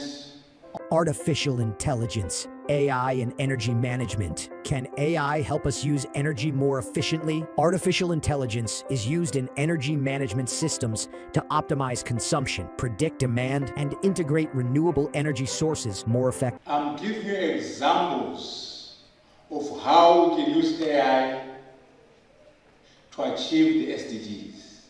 And the SDGs talk about energy, talk about good health. For example, now we are talking about SDG number 3. And these are the applications of AI: disease diagnosis, personalized treatment, mental health monitoring, drug discovery, telemedicine. All these are applications of AI in healthcare. And then research as well, biological research. AlphaFold, AI can help us in biology and in medicine. AI is transforming every aspect of healthcare. From guiding patients effortlessly through their appointments, to creating more personalized, comfortable experiences. AI is reshaping care, capturing notes in real time so doctors can focus on their patients, and giving them the insights they need to provide the best care. AI is helping teams analyze medical images to support faster diagnosis and treatment decisions. It's empowering doctors with superhuman capabilities and lending nurses helping hands. And then manufacturing, lots of applications. Welcome to the future of manufacturing. Enter generative AI. Trend 1, predictive maintenance, saving factories from unexpected breakdowns. 2, quality inspection, no faulty products slipping through. 3, demand forecasting, producing only what's needed. 4, process optimization, fine-tuning every step. 5, customization, unique products at mass production speed. And 6, sustainability, less waste, more efficiency. So, which of these AI trends resonates with you the most? Driverless cars. Now, you see, what the lawyers are here, Charamba and these people are here. We need the law to enable AI. In other words, we need a law commission in Zimbabwe that says driverless cars are coming. Let's work on the regulations. Synthetic biology is coming. What are the laws we need to put in place? Quantum computing is coming. AI is coming. For example, if I brought a driverless car in Zimbabwe, can I use it, Mayor? What does the law in Masvingo say about a driverless car? Do you recognize it as a car? You can't, because the law doesn't recognize the driverless car as a car in Masvingo, so you can't use it. But these things do exist now. Yes. It is the Waymo driverless car. Wow. What a crazy futuristic looking deal. Now, this is based on an I-Pace. We obviously have tons of cameras as well. Ready for pickup, and I've got a button that says unlock. The idea of a large truck barreling down the highway, carrying a heavy load and without a driver's hands on the steering wheel may seem strange and even frightening to some. Well, in China, that is exactly what's now being tested. Along certain routes, driverless lorries are being allowed to operate under supervision. And when it comes to smaller delivery vans, they're already sharing the streets with human-controlled vehicles. Our China correspondent Stephen McDonnell reports. These trucks are driving on a public road without a human being behind the wheel. Driverless transport company Pony AI was given official permission to film a video showing just what its technology can do.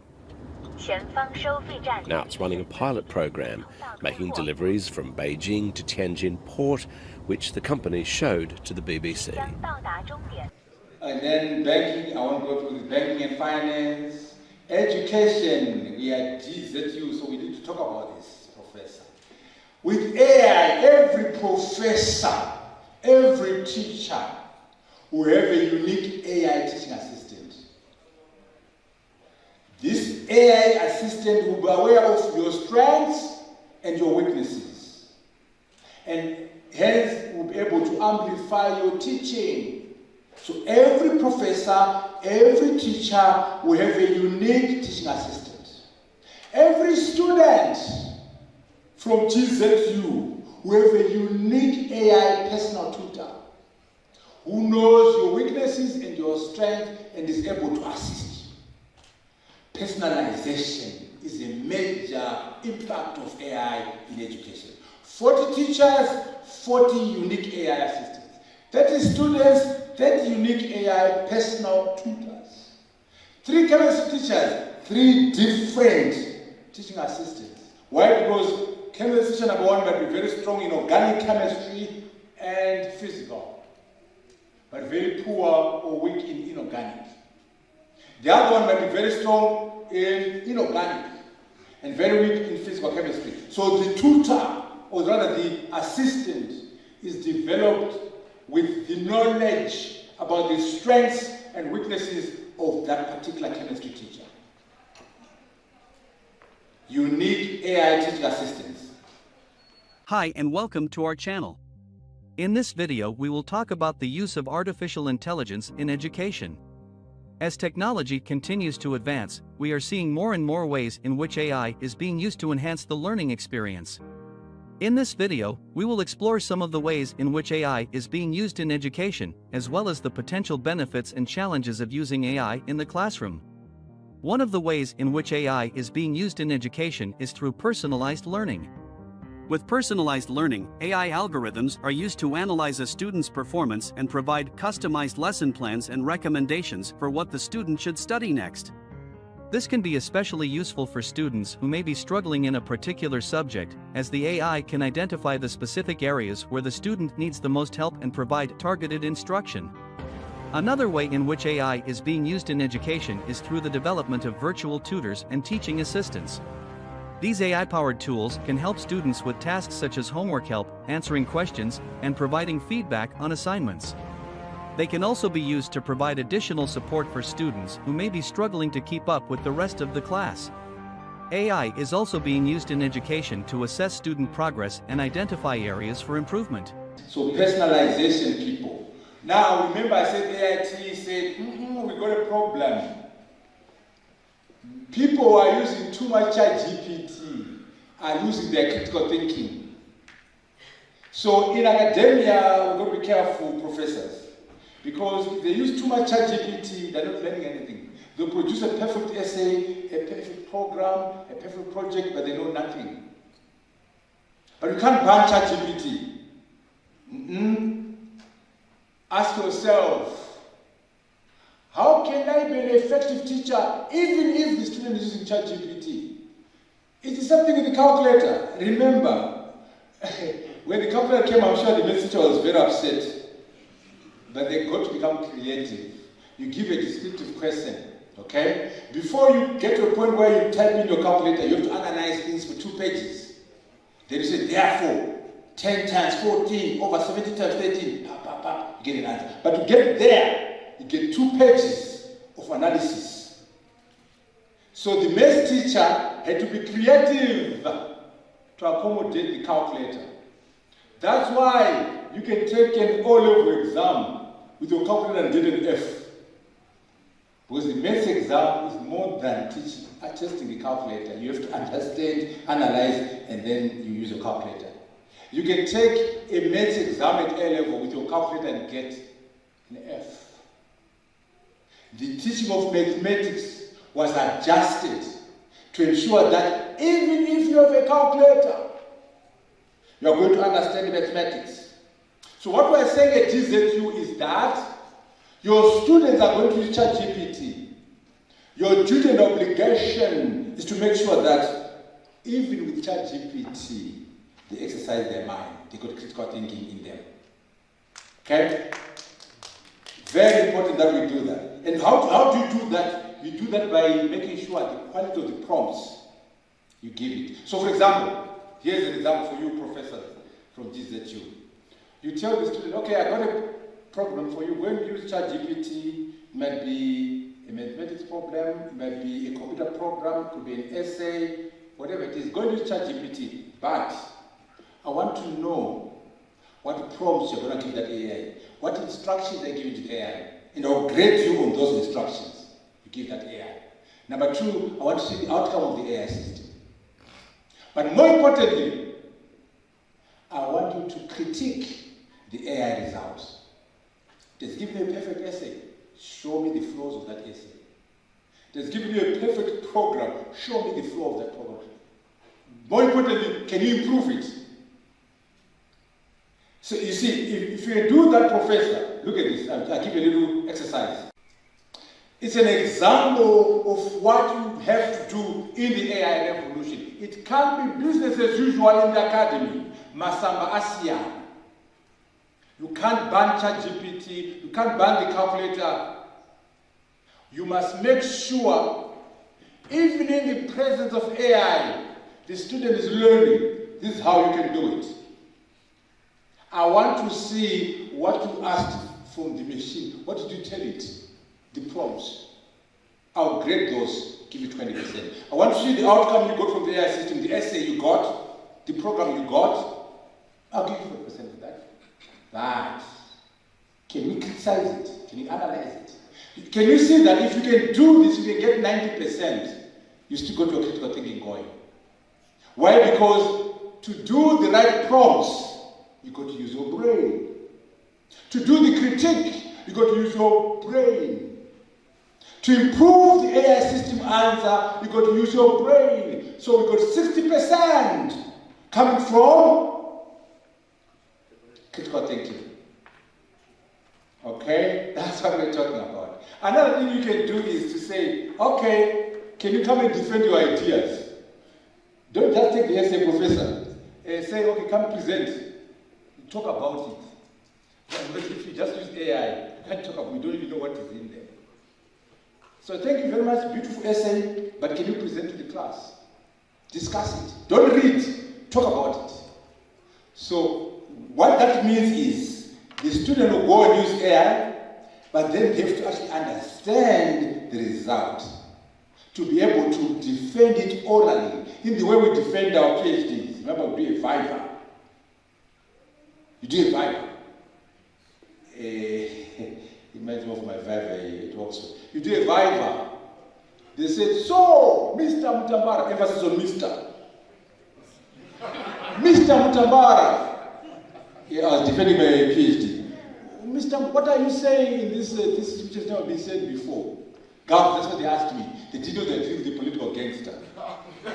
A trained one. So they had my thesis and mine, I didn't open it. They said, so Mr. Mutambara, what are you saying here which has never been said before? And without opening my book, my thesis, I said, number one, number two, when I got to 4, this other person, off the cuff like that, I got my PhD in 2 seconds. But because I'm a trained gangster like Gov, we talk for a living, don't we?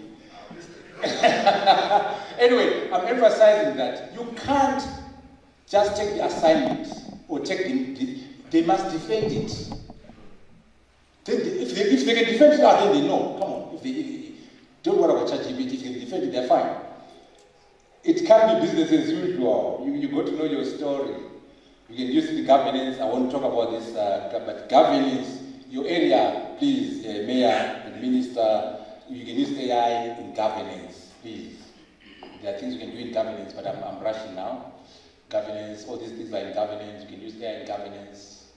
It's important that you understand this thing can be used everywhere. There's no sector that is not touched. Every sector is affected. We are talking about addressing everything using AI. That's all. And if I want to address everything, you look at the 17. They're everything. That's why I chose that thing for my book, because it's everything. And then you can then analyze applications and all that. And then you can look at direct impact of AI, indirect impact of AI. All this analysis is done in the book. The book is about why we are failing and what we can do to solve it. We're coming to the end. The AI revolution demands a writing culture. Are you writing? Where are your books, Gov and Schuba, my colleagues, my soldiers?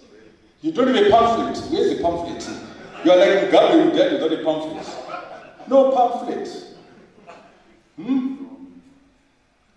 Africans must contribute to the AI thought leadership. We must write. That's why we're launching this book today. And there's another one as well on AI and the Global South. And there are other ones which are very political. I know you're scared of politics, but I read them.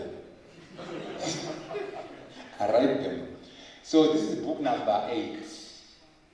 And we are now working on book number 9.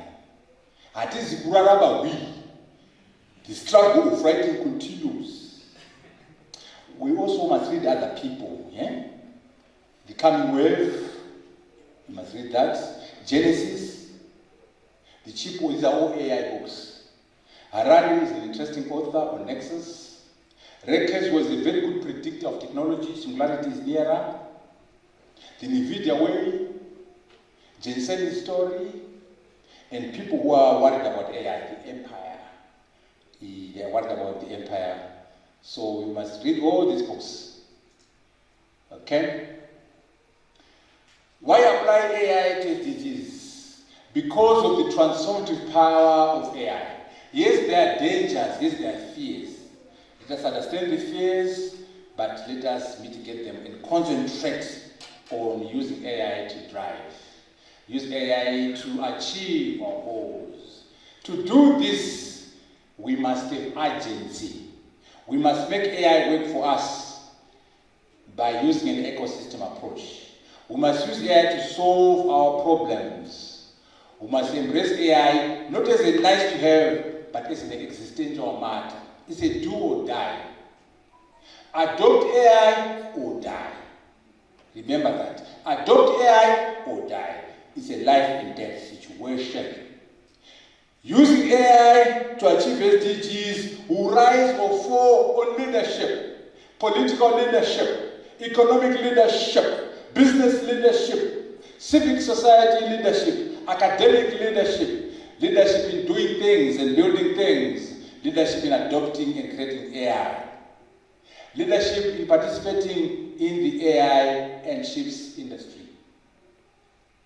We must make sure that we use AI to to advance our country, to advance our continent, to improve the quality of life of our people, of our continent. Always remember, people of Masvingo, collective success is more important than individual success.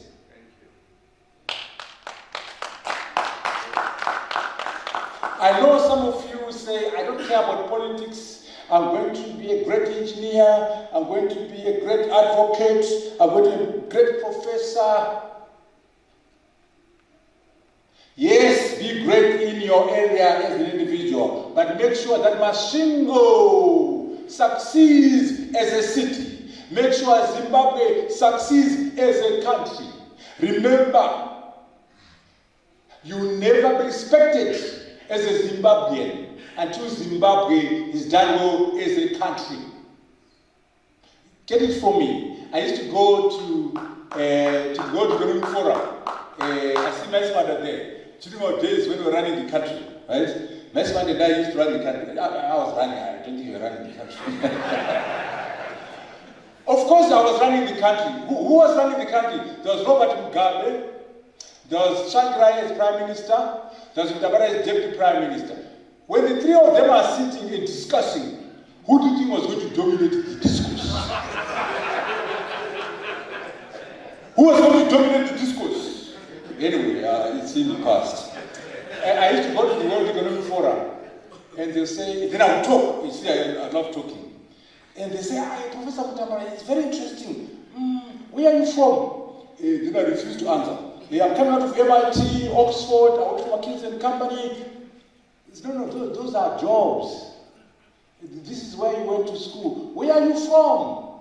I hesitate, God. I refuse to answer. I keep pontificating. Then they say, no. Then I say eventually, I'm from Zimbabwe. Then I come on. Mutambara!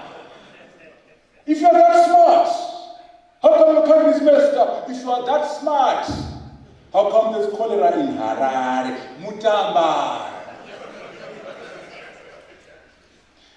You are no rock star. So you see, my rock star status, my superstardom, is undermined by the bankruptcy of my country. You will never be respected as a Zimbabwean until Zimbabwe is done well as a country. Let us use AI to improve the fortunes of Zimbabwe. More importantly, taking it further, you will never be respected as an African until Africa is done well as a continent.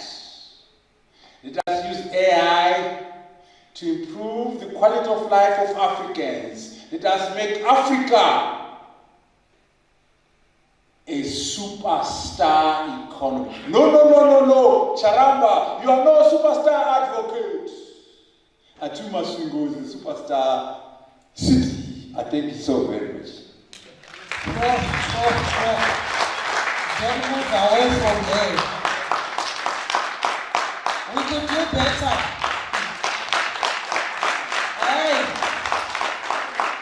AI to drive human development.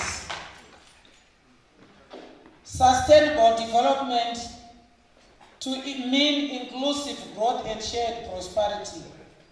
The various debates around sustainable development. Our own definition of sustainable development versus imposed definitions. We are only 5 years away from 2030. How far have we gone? How much have we achieved of the 17 Sustainable Development Goals? I don't want to talk about the super intelligent machine. It's frightening. I also don't want to talk about humanity's last exam. It's frightening. Prof, our children no longer want us to help them with their homework. They are far ahead of us because they start with computers from ECT. They will say, Mama, I will do it alone. Yesterday you helped me and I got 5 out of 10. But you are right. We need to embrace AI, lest we be left behind. Thank you so much for the various slides that you showed us on how we can use AI to achieve the sustainable development goals. It is possible, it is doable. But one request I will make to you, can you please take it slow on the super intelligent machine? My colleagues were very quiet when we were explaining on that part. So please, can you take it slow? A round of applause for unpacking what is the name of our book. As we will give our speakers time, I couldn't stop you. You was unpacking it to us. So I will call speakers who will respond soon after this small launching of the book. If you see me breathing behind you, and I couldn't do it to the professor because he brought us here. We continue to appreciate the Zimbabwe ZIE through engineer Town Clerk. Thank you so much for hosting this. We are better learned than we were before we came in here. We thought AI was a monster. Yes, he did highlight some aspects where it becomes a monster, but he highlighted more positive aspects if we embrace AI. Thank you so much. Allow me to ask you, Professor, to rise. I will also ask the engineer Mkaratirwa to rise. I will also ask the mayor, the city father, to rise. In any, I listen, I think, I act. Sustainable development goal number 5, gender equality, Prof. Nyao, director. Gender equality, we do country ambassador, and Shekinah Media founder, Mrs. Angeline Miki. I want to give you tasks to do before I come down. We have heard about the book, we have listened, we are thinking critically. Let's have the book launched. I couldn't bring him, I wanted to stand up here. Guys, come, please come. Miss Ange, can you bring our book, the one to be launched? Yes. We are also launching all the others because you didn't come to launch them at all. There you are. Please bring the book, Gender Balance. We will ask engineer, because you are hosting us, together with the mayor. Can you please, you hold the book, and then you cut the ribbon, then we ululate like we are in Zimbabwe. As we celebrate the launch. Let's do it. Wow! This is a very expensive copy on Amazon. But tonight, because you are here, it's only going for $100. Institutions can do it. We know as individuals it might be difficult, but as institutions we can buy. I have my paper which I need this book. I hope my librarian is here. I have my paper, I want to update it with the most current. I'm writing on sustainable development goals, and I know my university will buy. Thank you so much. A round of applause for the launch. As I come down, I will call upon the first speaker to respond. I respect you, engineer, but mukangona ndasimuka 3 minutes things that kwana. Let's think about questions that we would like to ask. Let's give our engineer the energy as he comes up. Engineer Mkaratirwa is the host, ZIE, my engineer Manyama. Before he speaks, let me acknowledge the presence of our chief. This is my chief, Chamisa.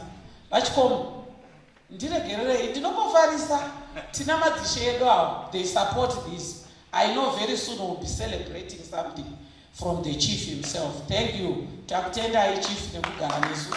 you. Thank you very much, Director of Ceremonies. Let me write on the protocols that have already been established. And a good evening to you all. and thanking you for the attendance. Unfortunately, I went to engineering school, but I'm not a teacher. So talking is not part of me. The presentation, Professor, was superb. But what we now have to do from here is to do what we have to do at individual level, at institutional level, at provincial level, and at national level, so that we are not left behind by this artificial intelligence trend.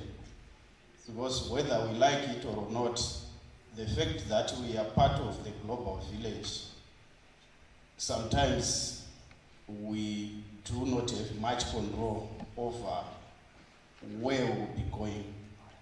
But I think setting our priorities right in terms of the different SDGs will definitely, as a country, move at a pace that we can all be satisfied come 2030 that this is the best that we could. So I am challenging everyone else to make sure, as they do their responsibilities every day, that they take cognizance of the role of AI. But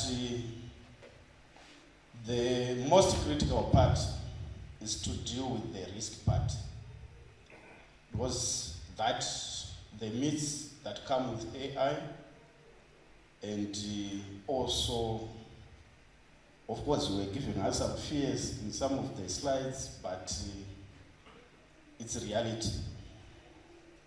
But what is more important is that as Africans, we have to have our share of control in as far as implementation of AI is concerned. That way, we do not have to compromise. So, thank you very much, Professor. Director of Ceremonies, you can come and take your, before you force me down the stage. Thank you very much. Thank you, Engineer. A round of applause. He left a minute. Professor B.Z. Nyao, Director, Postgraduate Studies and Research, Great Zimbabwe University. Let's give her some energy. Thank you so much.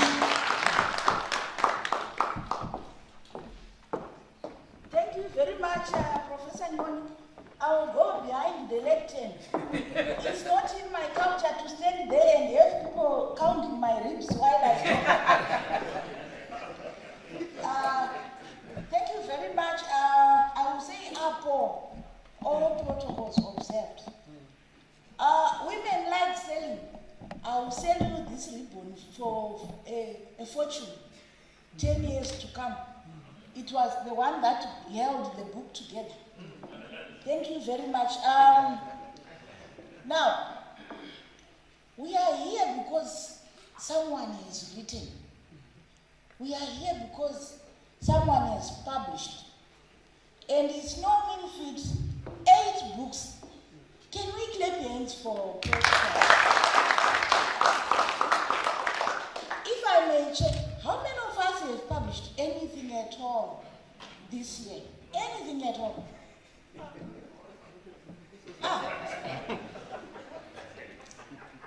Thank you very much, Prof. Mutambara, for making publishing fashionable. For a moment we thought it was worthless to publish, but thank you for bringing it back.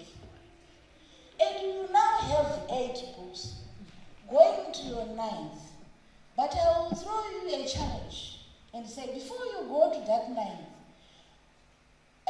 take time and time to check whether there are still people behind you. Because you could be in this battle alone. So turn around, check. You need people to be reading and implementing what you are saying in the books. Otherwise, your books would be used like what my teacher would do, my O-level teacher. was a mathematics teacher, he would gather all the voluminous books, put them on the table, he would heap them like this. And you would, when students come around to look for a class they wanted to get into, he would say, have you seen these books? Are you sure you still want to be here? So you were forced to leave his office and join the arts. That's how I did Shona. My second remark is about the older generations in our space. I'm in education and we are looking at SDG number 4, quality education. And I'm saying, there is this thing where we have okayed the lack of drive to learn new technologies. We have told ourselves that we are in the 50s because he was my SRC president at UZ decades back. So we have told ourselves we are in the 50s. Why should we learn anything new? And the youth have not encouraged us either. They have chosen to do the work for us. When I want to change something on my phone, they would take the phone. I will not even see what they have done. I'm happy that my phone is working, just that. So I wanted to challenge again, Prof. Mutambara, to package this hard thing into digestible bits so that even myself, who is in the 50s or older, is able to follow. The third and last thing is that when you ask AI something in Shona, it will say, sorry, I'm yet to learn this language. And yet you said, AI started in the 50s. What are we waiting for? As Shona, what are we waiting for as Ndebele to feed AI with our vernacular? What are we doing? Who should we blame? It is because we are so much used to don't waste a crisis mentality. We only act when there is a crisis. When there was COVID, we acted fast. But when there is AI, we wait until somebody or something else very bad happens. Thank you. Wonderful. Thank you. Thank you so much. I'm sure, Professor, you know what I'm going to talk about. Professor Nyoni. AI is something that we have adopted as a women movement, Women Entrepreneurship Day. But my response to Professor Mutambara is with regards to Madzimai SDGs. Let me go to where I was writing so that I can write.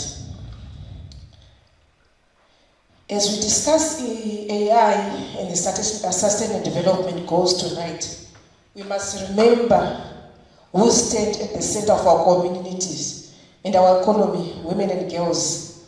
They are the backbone of Zimbabwe's informal sector. Our small business and SMEs, they drive the poultry projects, the cross-border trade, the tax shops and the mobile money kiosks, the everyday enterprises that keeps our economy alive. Yet too often they are last to benefit from technology. Let's just think of a woman running a small poultry project in a rural village. The girl selling vegetables to pay her school fees. The young entrepreneur trying to launch an online business from a township. Think of the mothers walking a long distance to reach a clinic. A young woman struggling to access reliable reproductive health information. These are not statistics, they are the living face of our economy, our health system and our future workforce. AI gives us an opportunity to change the story. It can help informal traders and SMEs to access new markets, gain real-time information on prices and whether or automate time-consuming tasks, receive mobile banking, etc. In education, the same. But what I want to ask, maybe to pose a question is the issue of access to internet. That's the critical issue in Zimbabwe. That's the critical issue. Because Professor Nyoni can agree with me, but when we were doing this AI, there was a challenge, internet. internet connectivity. That's a major challenge, in as much as we would want to embrace it. But tine dambudziko in the internet. Thank you so much. Wow.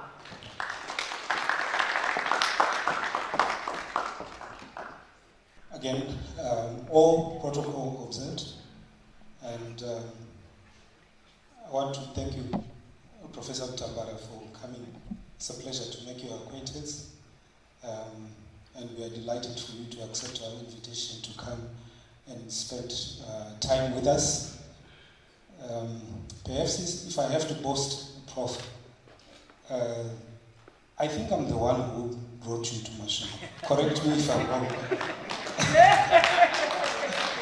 I don't know, there's the book launch, but I know I had invited you for a public lecture at Great Zimbabwe University. Then all of a sudden I hear about a book launch.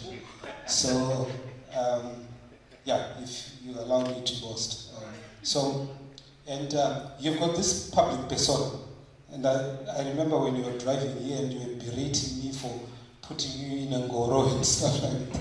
I'm sorry for that, Prof. I'll try to improve next time. Like you, I'm also a scientist by training. I'm a chemist. But allow me to say this, ladies and gentlemen, that before I'm a scientist, I'm a Christian. And so you're probably wondering, what is this got to do with artificial intelligence? I'm going somewhere with it. But before even I'm a Christian, I'm also a Seventh-day Adventist Christian.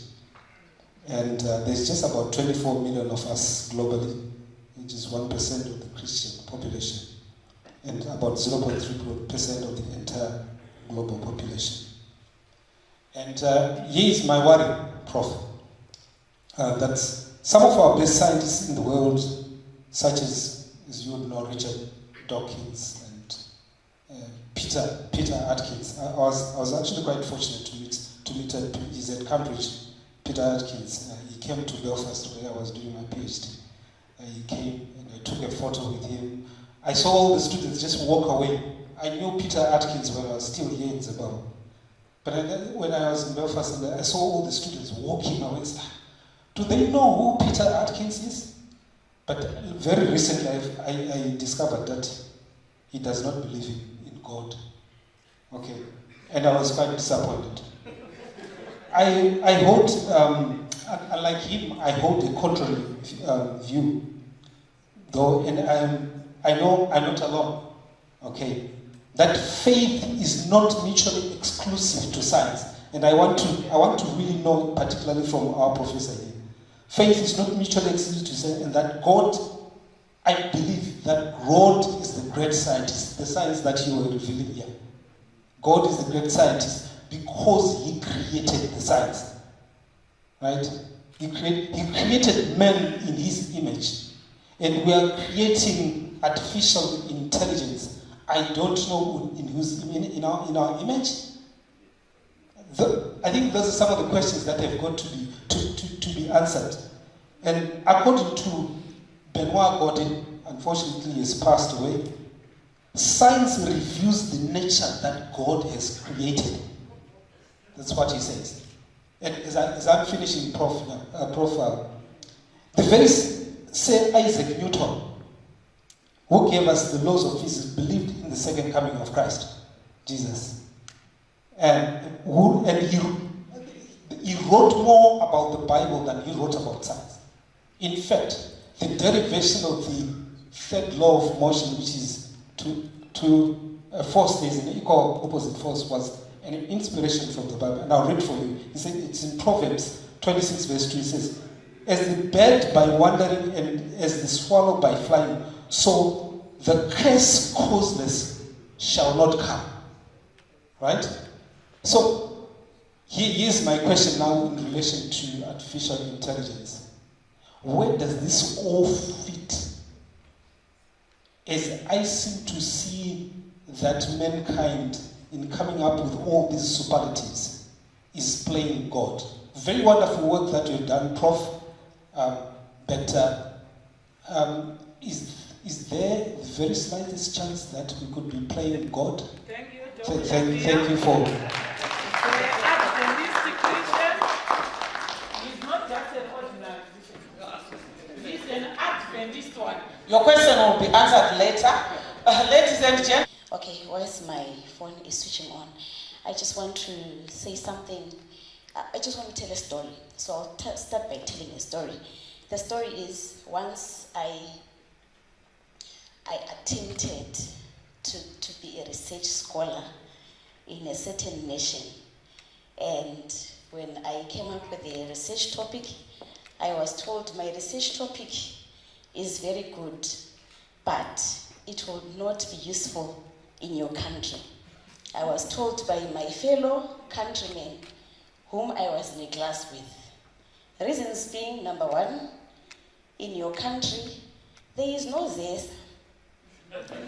Reason number two, in your country, you suffer from data and Wi-Fi problems. Reason number three, who is going to invest their time to teach you on how to develop an AI technology that you are going to apply in your country, yet you have learned from another country. So, me being me, I got into an overdrive. I said, okay, bring the maths. Let me try do the maths, extra courses and all that. So I took extra courses. I realized the maths I can't do the maths. I'm not good at the kind of maths. Then I also realized I'm not gonna be good as a research scholar to deliver the outcome of the SDGs that I expected, because I was looking at SDG number 2.4, agriculture, SDG number 13, disaster management, safer cities. So at the end of the day, what am I simply saying? What I'm simply saying is, in as much as AI has come, in as much as we have to adopt AI, Professor, we are here, we are desirous, we are here, you have given us an awareness. We are here, we are the business community, we are the consumers of AI from other people. When are we going to build our own thing, and how and where are we going to start to create an AI technology, adopt AI technologies that are going to be sustainable in our own context, not only as business people, not only as the academia, not only as the faith leaders, but as the Africans and fellow Zimbabweans. Wow. Thank you very much. Thank you, madam. In the Galashon, we got geography, we got unit, we got a teacher, but in my all my kids, well, let us have good memory. So I will buy that food for the sake of my children in their mother. Thank you, thank you. But in Ohata, yes, in Zimbabwe, we have a challenge about artificial intelligence. I'm talking from the perspective of my lawyers. We are still trying to develop the law. But look at those who make the law. Just to scan the parliament, they are the lawmakers. Scan them. They know nothing about EVNG. They know, actually know nothing. Don't put under touch too. Our national policy on AI is too on its young stage. You know, not policy, but the same people who are in parliament, the members makers are when my parents they don't know it. Yeah. Tell them the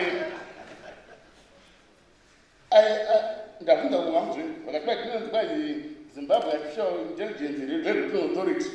This is the Zaire. That you want us.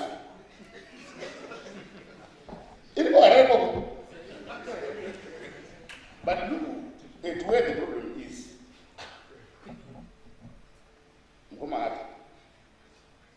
Legally, there are liabilities which come with the artificial intelligence. People post what they want to post.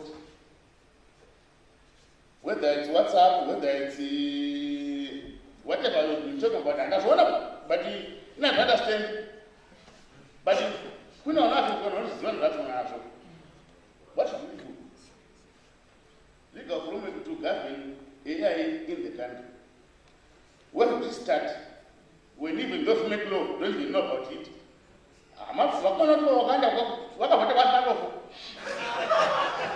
Number two. So, One more minute. You know, intellectual property. How does the artificial intelligence protect what the guys now? My position is the process are writing books. How is AI going to protect those who write books? Okay. Well, they are writing them. But we get them on Meta, we get them on wherever we get them. It's good for you guys. Good for I you. know. Yeah, I don't write anything. That's why I'm quiet. And then, number 3, we have what we call stakeholder engagement. How are we going to engage the stakeholders?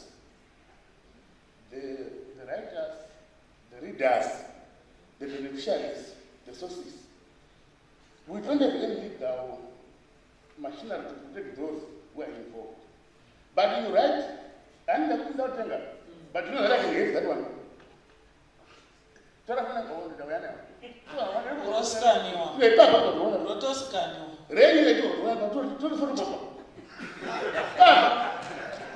What does the law say about the AI? And then finally,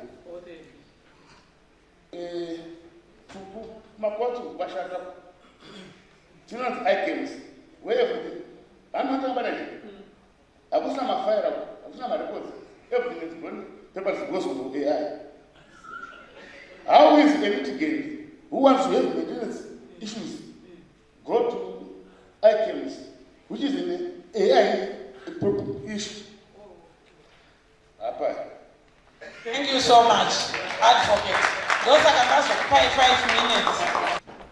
Thank you very much, Madam Director of Ceremonies. We are so elated to be here because of Comrade Arthur. Let me say, you have always been a blessing, a gift to us, our generation, and a gift to this country. I actually don't think you are celebrated enough. And you have been an inspiration to many, and may God bless you for that. In terms of the presentation here, I'll summarize. To me, there is no problem, but there is work to be done. It's calibration, that's what we need to do. That summarizes everything. And much of it you have already touched. He taught you about how do you become an effective teacher as you appropriate AI. So is the process of appropriation, is designing, is strategizing. Most of it is strategy actually, and he's a strategy expert. So we need to, as a country, I think to look at what is happening and evolving, and we have serious measures put in place to strategize and to calibrate so that we may be able to effectively utilize technology as it comes. If you remember, way back during our times, the government spoke of a program that was called Appropriate Technology. That was an attempt to calibrate. So I think that's what we need to do. I don't think we can go very far if we want to look at it entirely as a problem. There are definite challenges, there are definite risks, but it's a major opportunity that is presenting itself. Thank you. Wow. Thank you, Engineer Shumba, Professor Dr. Engineer. I don't think I need to go with the applause. Varipana, in the late 80s and into the early 90s, Professor Mutambara, I think he was given the Rhodes Scholarship to Milford College, Oxford. And the late, unfortunately, we've lost Innocent Mafuwe Gogweru. He was professor of electrical engineering in Cambridge. So we have got a lot of professionals who have left this country. One Dr. Professor Manyika. So I'm extremely proud that you have fulfilled the mandate. You're going abroad, harvesting knowledge and now bringing it back to my communities. This cannot be thanked enough. A lot of the things that the professor was presenting, I have worked with them hands-on. I have worked with my remotely operated vehicles, autonomous underwater vehicles, in subsea teaching, drilling for hydrocarbons and things like that. So in our number, Tinema professionals are serious. I remember when the Deputy Prime Minister, Muchia London, discuss our citizenship so that we can attract that element in diaspora. Professor, this country can be changed in the blink of an eye.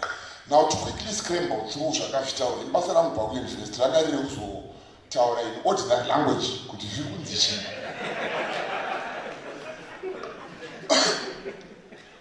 in AI, from an engineering point of view, in an electrical engineering primarily, Tinenga field signals, things that tell a machine, let's say process plant, data harvesting.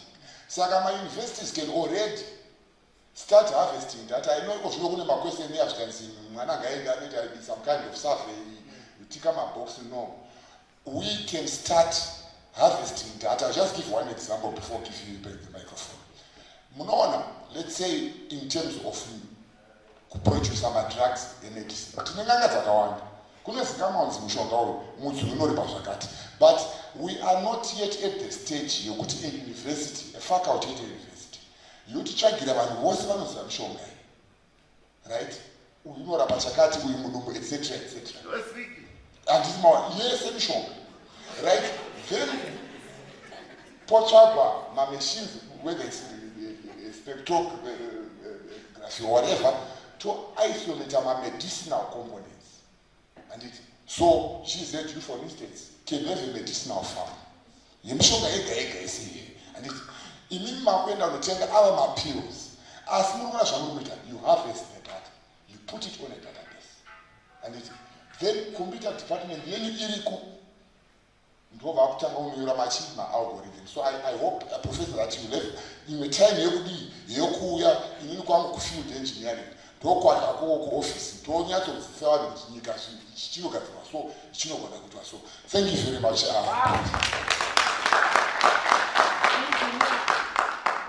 Take much time. I would like to write on the protocols already observed.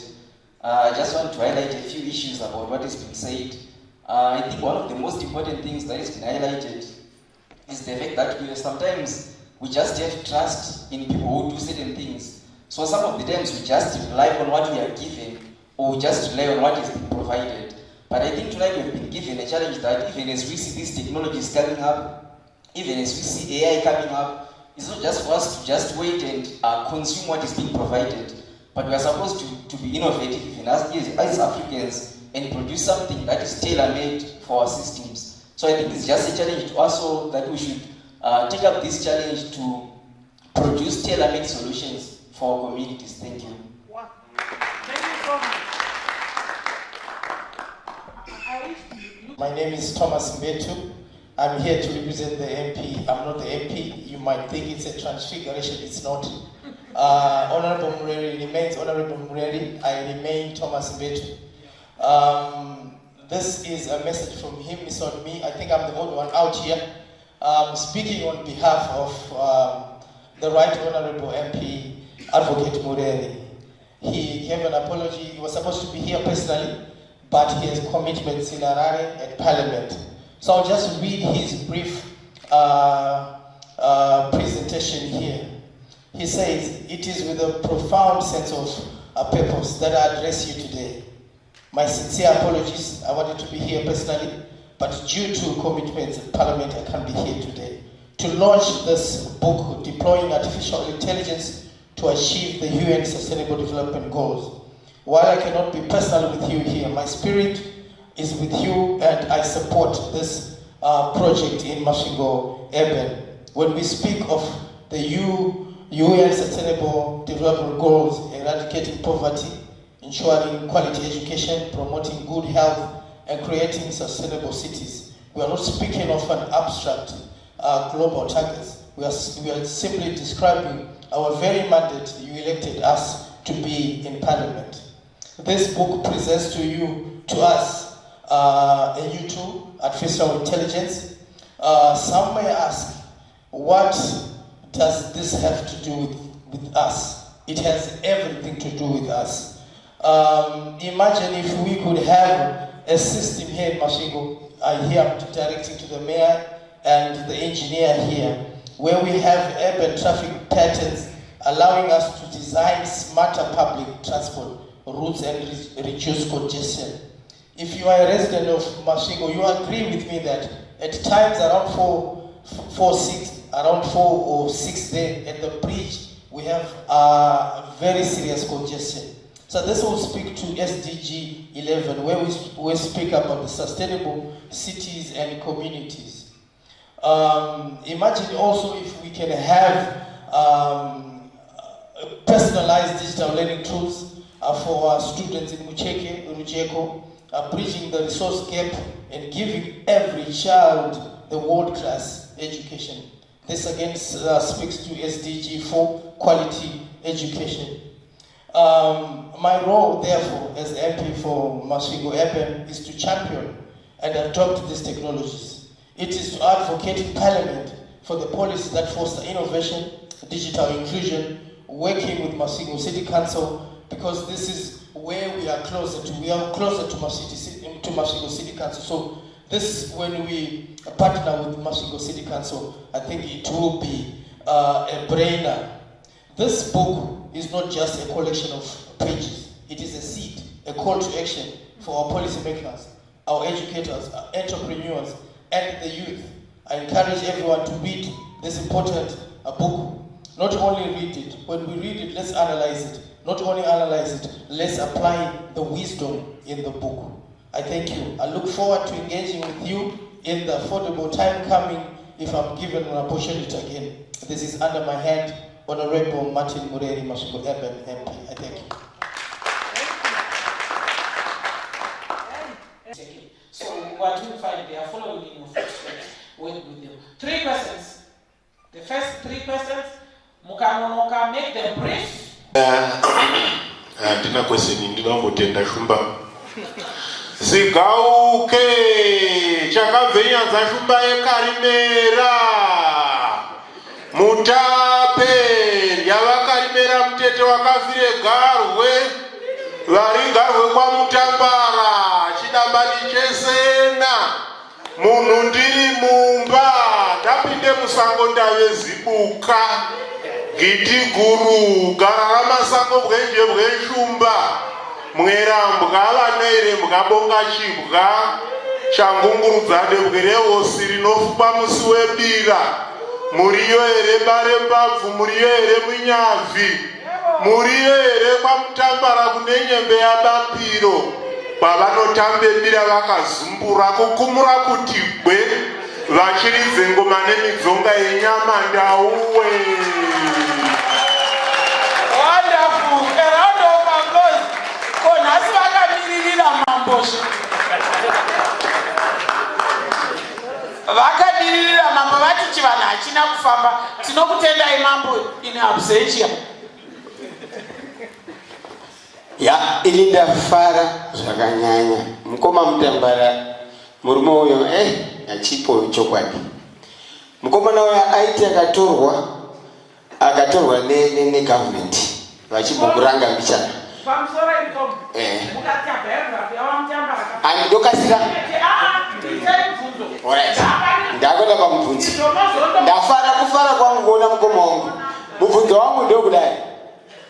Kwanzi kupsychology tinotichwa kuti varume vaviri kana kuti munhu akamhanya against the clock anogona kucomplete race yake in 20 seconds. Asi akarana against another man anoita 17. Psychologists vakashandiswa ndizvo. Saka ndiri kuti mukoma Mutambara uya uinde kumaschools vakuone totanga programming inoitwa paECD zvinoitwa kukinya vana votanga kunyora maprograms because AI is automation. Automation is computer inenge yapuwa ma-instructions. Thank you very much. My name is Andrew Gwa. I'm a law student at Great Zimbabwe University. My question is directed to this generation. How shall we comply in terms of section 20, subsection 1, paragraph A to E, which implies that everything done under the sun in this land should conform to youth empowerment? I'm talking about my generation. I'm talking about young people, the students.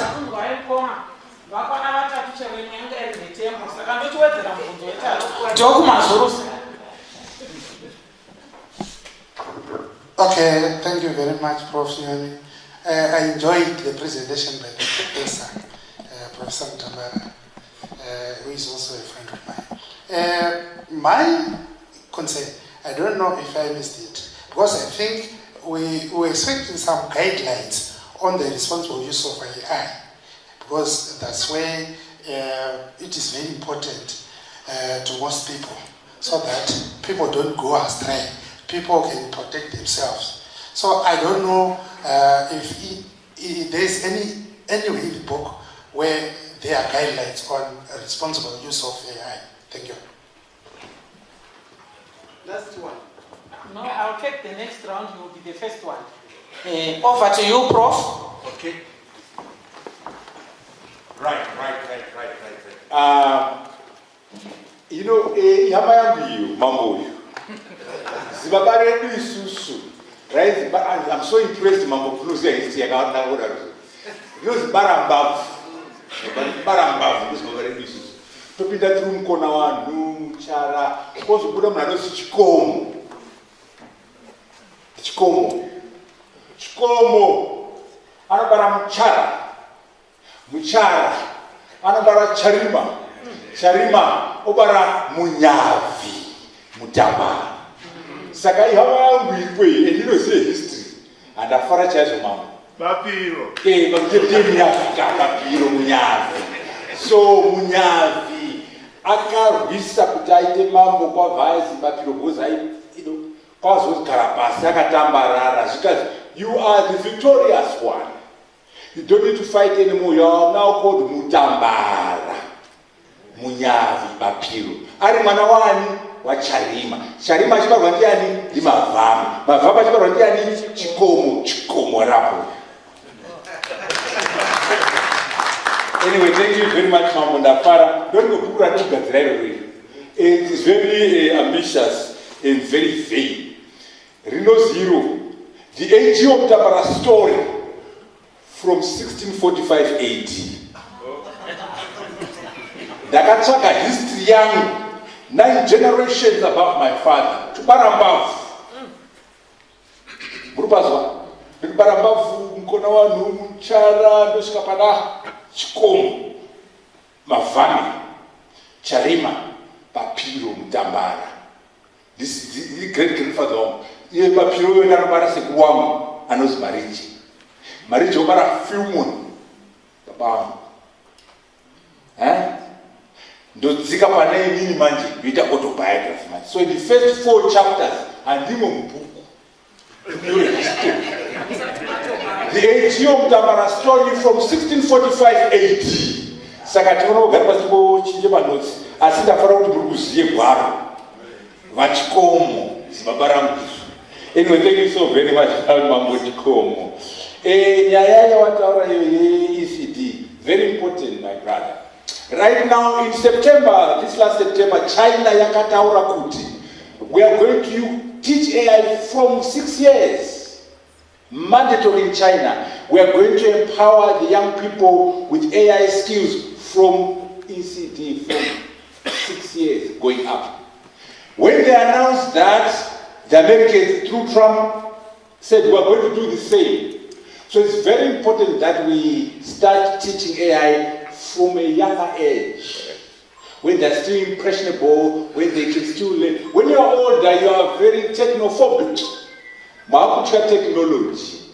Give a young kid under 3 years, under 4 years, an iPhone to figure out how it works without a manual. But give the old Madala, he's worried about the phone. So you are very correct, and we must do that in this country to ensure that we give digital skills, we give AI skills at ECD level, because that's what the big players are doing. Youth empowerment, very foundational, very important. The young people are the leaders of today. The young people are leaders of tomorrow. Let us have them be the leaders of the revolution. Let's empower them with education, empower them with entrepreneurship, empower them with finance, so that they can become creators of AI systems. They can become users of AI. So very foundational that we empower young people to be the leaders of the AI revolution. Responsible AI. What we need in this country is as follows: a national AI vision, and then a national AI strategy that takes us from where we are to the vision. And then we have what we call an AI implementation matrix. Who's going to do what? When are they doing it? Where is money coming from? How do you measure success or lack of it? What are the milestones to the promised land? How do you monitor and measure success and feedback? As part of that, we come up with the governance framework and the regulations, and also the responsible use of AI, the guidelines we're talking about. They can't be done in a vacuum. We need responsible use guidelines within the context of a national vision, within the context of a national AI strategy, within the context of a national AI implementation matrix. In the book, the one that I didn't launch today, I have 10 case studies on AI approaches. In Africa, South Africa, Kenya, Zimbabwe, Rwanda, and Mauritius. In the global south, outside Africa, I have China, India, Singapore, Malaysia, and UAE. When you study those case studies, you can see the approach and then the guidelines, the regulations, and the governance. It can't be done in a vacuum. You need a framework. Rwanda is the best thought leader on AI. Ahead of South Africa. Rwanda and Kenya are doing much better in terms of ideas on AI. UAE, they're very fascinating, those Arabs. They're the first one to have a minister of AI. Most of these countries have AI sitting in ICT. Kuita AI comes to ICT. AI is sekuru.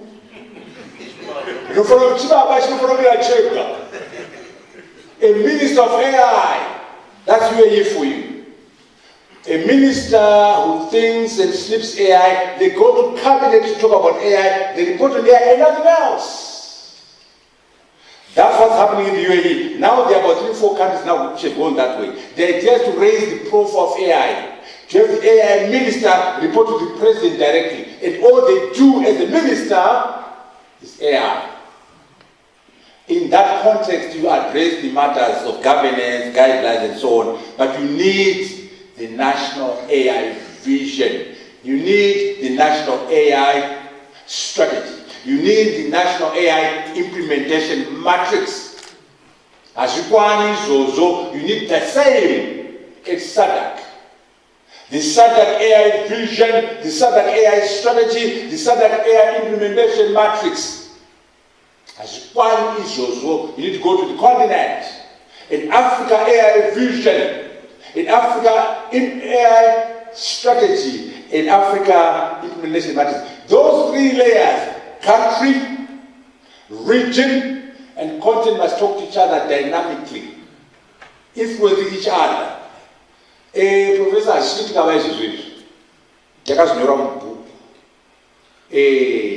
right now, each country is doing its own thing, no reference to SADC.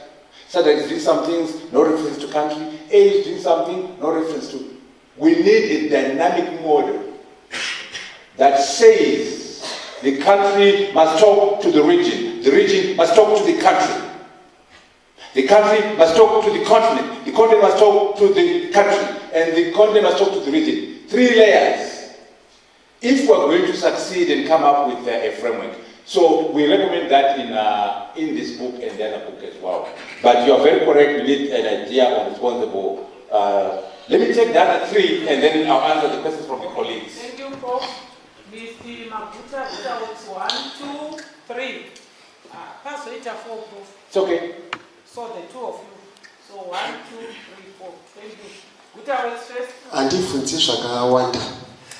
Asi ndatoona kuti ndavhunduka because ndikakupa breo mese muno hamuverengi. Saka ndatya kuti iyo ikaramba yotiza isu tichazorigatiwa sevanhu vasina kudzidza vasipo.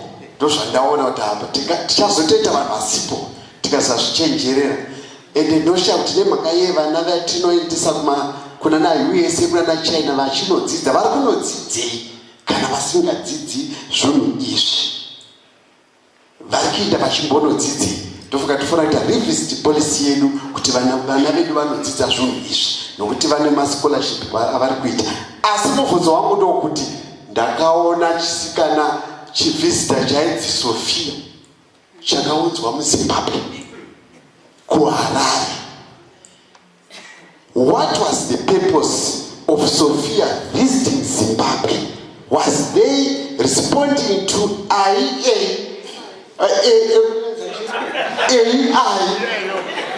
uye chikazoenda nepi chikasiyei?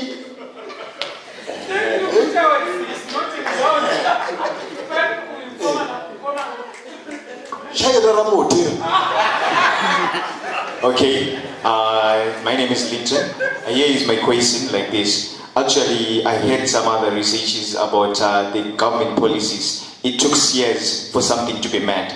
So this policy of the AI to be implemented in the country, it might take years, and yet will be at back years of the technology as we have. So my question goes like this: how are we going to do as youth? What exactly can we do to make this happen in Zimbabwe before 2030?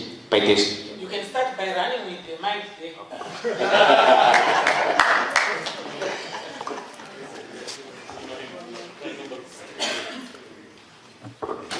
Just a quick one, Prof. My name is Dr. Mnyaradzi Chidarikire. You are a beneficiary of the scholarship that your brother alluded to. Will you be able to give Great Zimbabwe University students scholarships?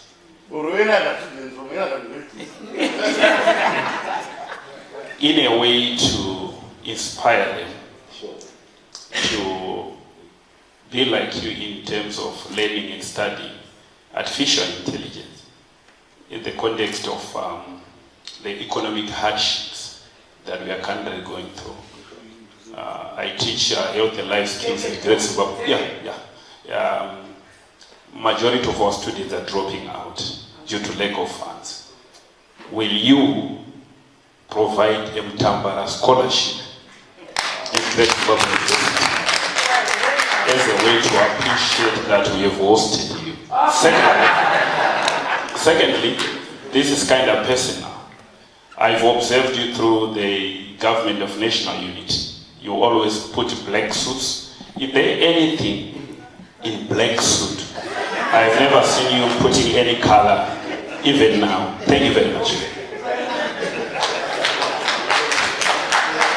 Okay, thank you very much. I'm Dr. Robert Matola, a student at Great Zimbabwe University. In your book, Prof, you mentioned something about AI helping us to achieve SDGs, and also how to embrace AI, especially in universities, so that we can avoid producing half-baked graduates or intellectuals. But how will the young innovators and the students in Masvingo actually strategically position themselves in this thing to achieve these goals, considering the challenges of infrastructure and also resources? Thank you very much. Before you respond, Mr. Mutambara Jr., don't forget the advocate Randa Kutenga book. Those who are going to buy these books, you will be autographed by the author. Thank you very much. Over to you, Prof. Right, Sophia, this is a robot which the UN was using, and someone brought it to Zimbabwe. We need to do more than that. We need to go beyond symbols. It's a very interesting robot, and it was brought here, but someone was even pretending that they built it here. It is a UNDP project, a UNDP effort to drive the consciousness around AI. We need more than that. What we need, as I described, is our own framework, our own AI policy. That's why I talked about the vision and the strategy. But forget that Sophia stuff. We need a national AI vision, a national AI strategy. And right now, it's not far-fetched. I mean, the minister is working on one. They were talking about launching it in September. I don't know what happened, but they're working on a national AI strategy and the national AI policy. It has to happen now to give us guidance, and the Minister of ICT is working on that. So you don't have to wait forever for that to happen. And in particular, we must do it so that we can put in place a framework to empower our young people. I went to Oxford as a Rhodes Scholar. Now, there are students here. Some are in the SRC and so on. Here's the message from me and Gav and Shumba. You must make sure that you have a combination of academic excellence and social responsibility. Academic excellence and leadership. If all you do is to be an SRC leader, making noises and demonstrating and coming last in class, I'm not interested. You don't impress me. If all you do is to be a revolutionary on campus, talking loud like I'm talking right now, and that's all you do, and dominating the general meeting, dominating the SRC, and you get a supplementary exam, we are not friends. We are not friends.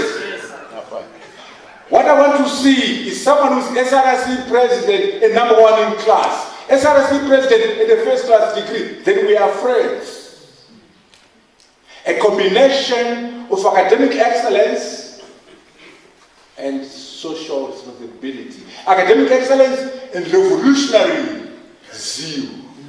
Then we are friends. At the same time, if all you do is to be number one in class, first class, and you have no girlfriends, you don't go to church, you don't play soccer, you're not in the SRC, we are not friends, you are a nerd. I don't want to see a nerd. And in any case, your future is doomed. You want a medical doctor who understands sociology, who is a public leader. You want a physicist who understands the constitution, what we call a Renaissance man, a Renaissance woman. The broader, the better. So as students, please be number one in class, but it's not good enough. Let's see you play soccer. Let's see you in the church. Let's see you in the SRC. Let's see you do other things. Be an all-rounder. Then you can become a Rhodes Scholar, like me. I'm very dumb. Anyway, I'm telling you, if you are number one, first class, and you'll never be the president of a university. You'll never be a CEO. Because to be a CEO of a company, you need to understand HR, relations. You have to have EQ, emotional intelligence. The broader, the better. You must seek to become a Renaissance man, a Renaissance woman. The broader, the better. Then we can talk about the scholarships. Now, I'm sitting on the Rhodes Scholarship Committee, so we will get a lot of people apply from GZU and see, but they have to have that pedigree, academic excellence, plus leadership, academic excellence and social activities. Then they can become Rhodes Scholars, Marshall Scholars. Yeah? It can be done. And I've set on the scholarship in Zimbabwe, the committee, in South Africa, the committee in America, I was in Chicago, I was in New York, I was in Florida, on the committee selecting Americans to become Rhodes Scholars. And selecting Zimbabwe. Now, but there's a little message to you, professors. You must protect the brand of our universities. The order. I'll tell you a story. I sit on the committee of the Rhodes Scholarship. Right now, they're dominated by Zimbabweans who go to Harvard, because you must be a graduate to be a Rhodes Scholar. They go to Harvard, they come and grab the scholarship. They go to Cambridge, they go to Fiz, they go to Stanford, they come back and get the scholarship, because the Americans know how to prepare them for the scholarship. So you must prepare your students well on the references. Once in a while, I get a user to qualify. Right now, it's dominated by people who go to external universities. NAST is doing well. We get a fee from NAST. Once in a while, maybe after 6 years, I get a user student qualified. First class. And they do well, and I say, you go to Oxford, you are our number one in Zimbabwe. You got the scholarship. But guess what? There are two processes. You get the scholarship, you must apply for a place. Now, this new student who is the first class, whom I have chosen to be a Rhodes Scholar, applies to Oxford for a place. Oxford says, where are you from? University of Zimbabwe. Which one? Is that one that gave that woman a PhD after 3 months? Is that the one? You know that, right? You did that, right? You gave a woman a PhD after 3 months, did you? You know, professors, it damages the brand of the place. You know, they say, now, you are coming from that place where they gave a PhD to a woman who shall remain nameless. A PhD in 3 months.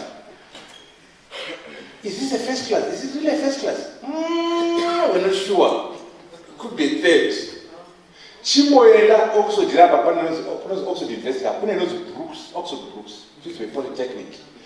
Chimoyela Brooks, umweta 1 year, temo kudomorera. It happens. Mayor and advocate, it happened to the person we chose. He had a first class in computer science from UZ. Also, they had better. To go to know, yeah, you may love up. 1 year with like enough young men went, spent a year, did well, came into Oxford, was able to proceed. But can you imagine? It's a travesty of justice. Because you, Mayor, you're giving your little wife a degree in 3 months. So out of GZU, please don't do that. You damage GZU, Mayor, don't do that. Anyway, I said this to say we must protect our institutions. Because when they look from outside, they just see the brand. When I went to school with Galvin's Shumba, with your MBCHP, with your law degree, with your medical degree, you could easily practice in England. They didn't ask you any questions at all. Medicine, you do your resident in London, in America, no problems. Engineering, no lawyers, no problems. Today, with your medical degree from UZ, they say, are you sure you're not a nurse? You got they doubt our medical degree because of the brand of our institutions. You know what? We'll give you a small test.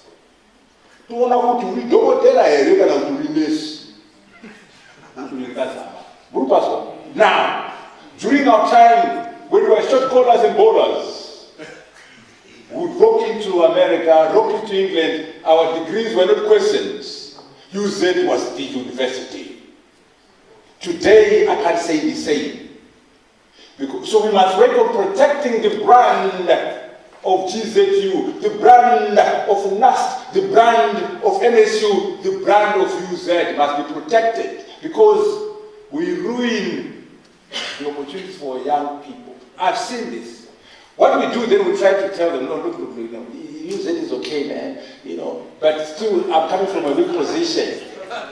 I try to do that. I try to protect and defend, but they're like, makaso serika digiri kacho kama papa.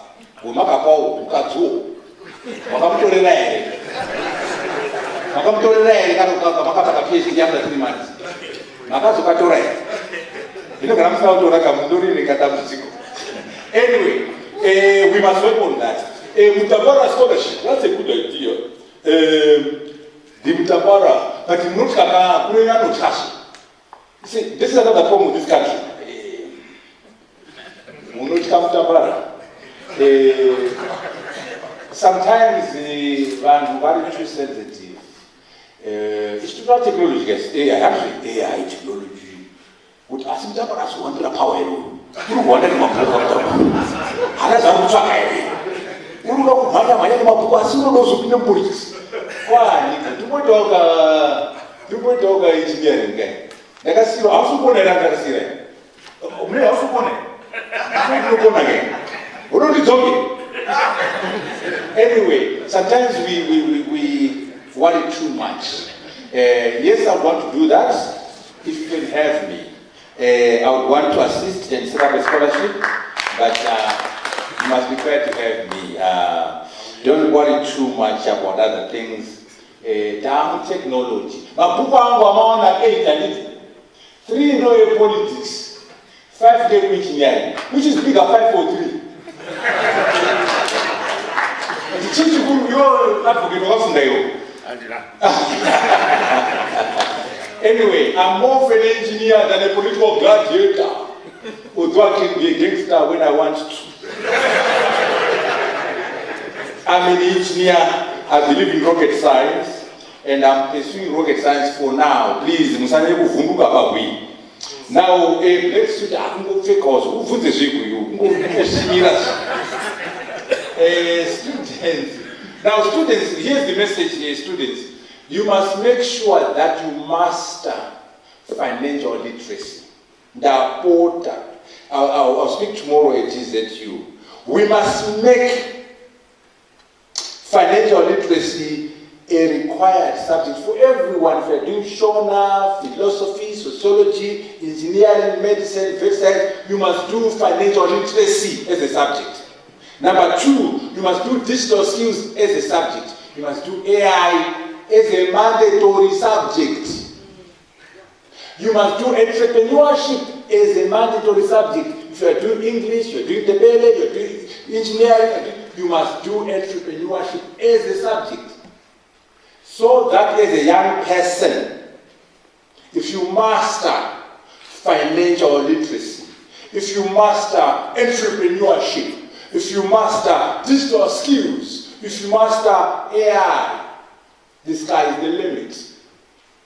We have to change our educational system to be with the program. Some of these things we'll talk about them tomorrow. But it's important that as young people, you aspire to acquire entrepreneurial skills. You aspire to acquire financial literacy. You aspire to acquire digital skills. And more importantly, you aspire to master AI skills. That is the future. In conclusion, I want to just answer a few things from my colleagues. Connectivity. Sorry, Prof. Okay. You have the answer to one from Gutawis. Okay. What he is asked a question on: are we not leaving people living with disabilities behind? That's when he talked about Braille and we are doing everything. We are seeing what are they doing? How do they come along? Very before we talk a bit about that in the book. We need to address our society that comes under disability. Disability is not inability. How can we make sure these AI skills can empower people who live with disabilities? How do we make sure that the access to the knowledge is easier and doable for those with disabilities? So it's very important, and we address a bit on that under the section where we talk about diverse groups, in particular people living with disability. It's very important that we do that.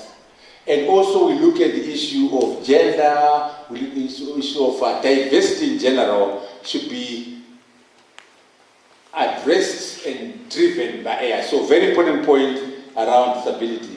But we'll be able to discuss more about that in the bilateral after the event. But very important, I totally agree, and we talk about it in the book we launched today, the issue about addressing the sections of our community that live with disability in AI. Because without law, without legislation, you can do no AI. So let's think about how we can work together with the legislators to drive AI and to make sure that we create a legal framework that empowers AI. If you are complaining about the quality of the MP, it's your fault. Who's voting? You must make sure you present during the elections capable people as candidates, rock stars, like Mutambara must be your candidate, not dimwits. And when rock stars do participate, vote for them. Masman, I want to vote now. Anyway, so don't complain about the caliber of your MPs. They came from the people. Do something about it. You are charged, and guilty as charged advocate, for producing a mediocre parliament. You are guilty as charged. Anyway, Mangwana Tilipa GZU, we're doing a public lecture at 10 a.m. at GZU. We will continue with the struggle, we will continue with the discourse, the debates, and the rational disputation tomorrow. I thank you so very much for this opportunity. A round of applause for Professor. I'm no longer going up there. I know advocate. You what? Just one thing. Prof, you spoke about the financial discipline and financial literacy. Is that correct? Yes. Do you think it's wise for someone to buy a book with $100? That book, listen, I know it's pricey, but it's done by Springer Verlag. These guys, they're the best in the world. If you go online, advocate, as I know you can go online. See, he's a shallow guy. Now, here's the deal. If you go online and Google this book, you find it's €199. €190, which is $220 US. But because I'm a good Zimbabwean, a revolutionary, I go to the publisher, I say, here is my book. Mr. Publisher, please give me a volume discount, give me an author discount, and I get the books, and I get them in the market for the advocate to pay $100 as opposed to $220. I'm a good Zimbabwean. Thank you so much. Thank you, good citizen. Ladies and gentlemen, it has been a fruitful night, cross-pollination of ideas. We don't want to keep you here any further. Those who want to buy the books and get an autograph from the writer, we thank you, City Father, we thank you all our speakers, we thank you, Mama. Thank you everyone, thank you for being here. Let's meet tomorrow at Great Zimbabwe University, auditorium number 2, tikazara, toenda mu 1, tikazara, toenda mu 3. It will be a blast of a public lecture with the main self, Professor Mutambara. Ndapedza, ndini wenyu, signing off, MC for tonight. Sorry, advocate.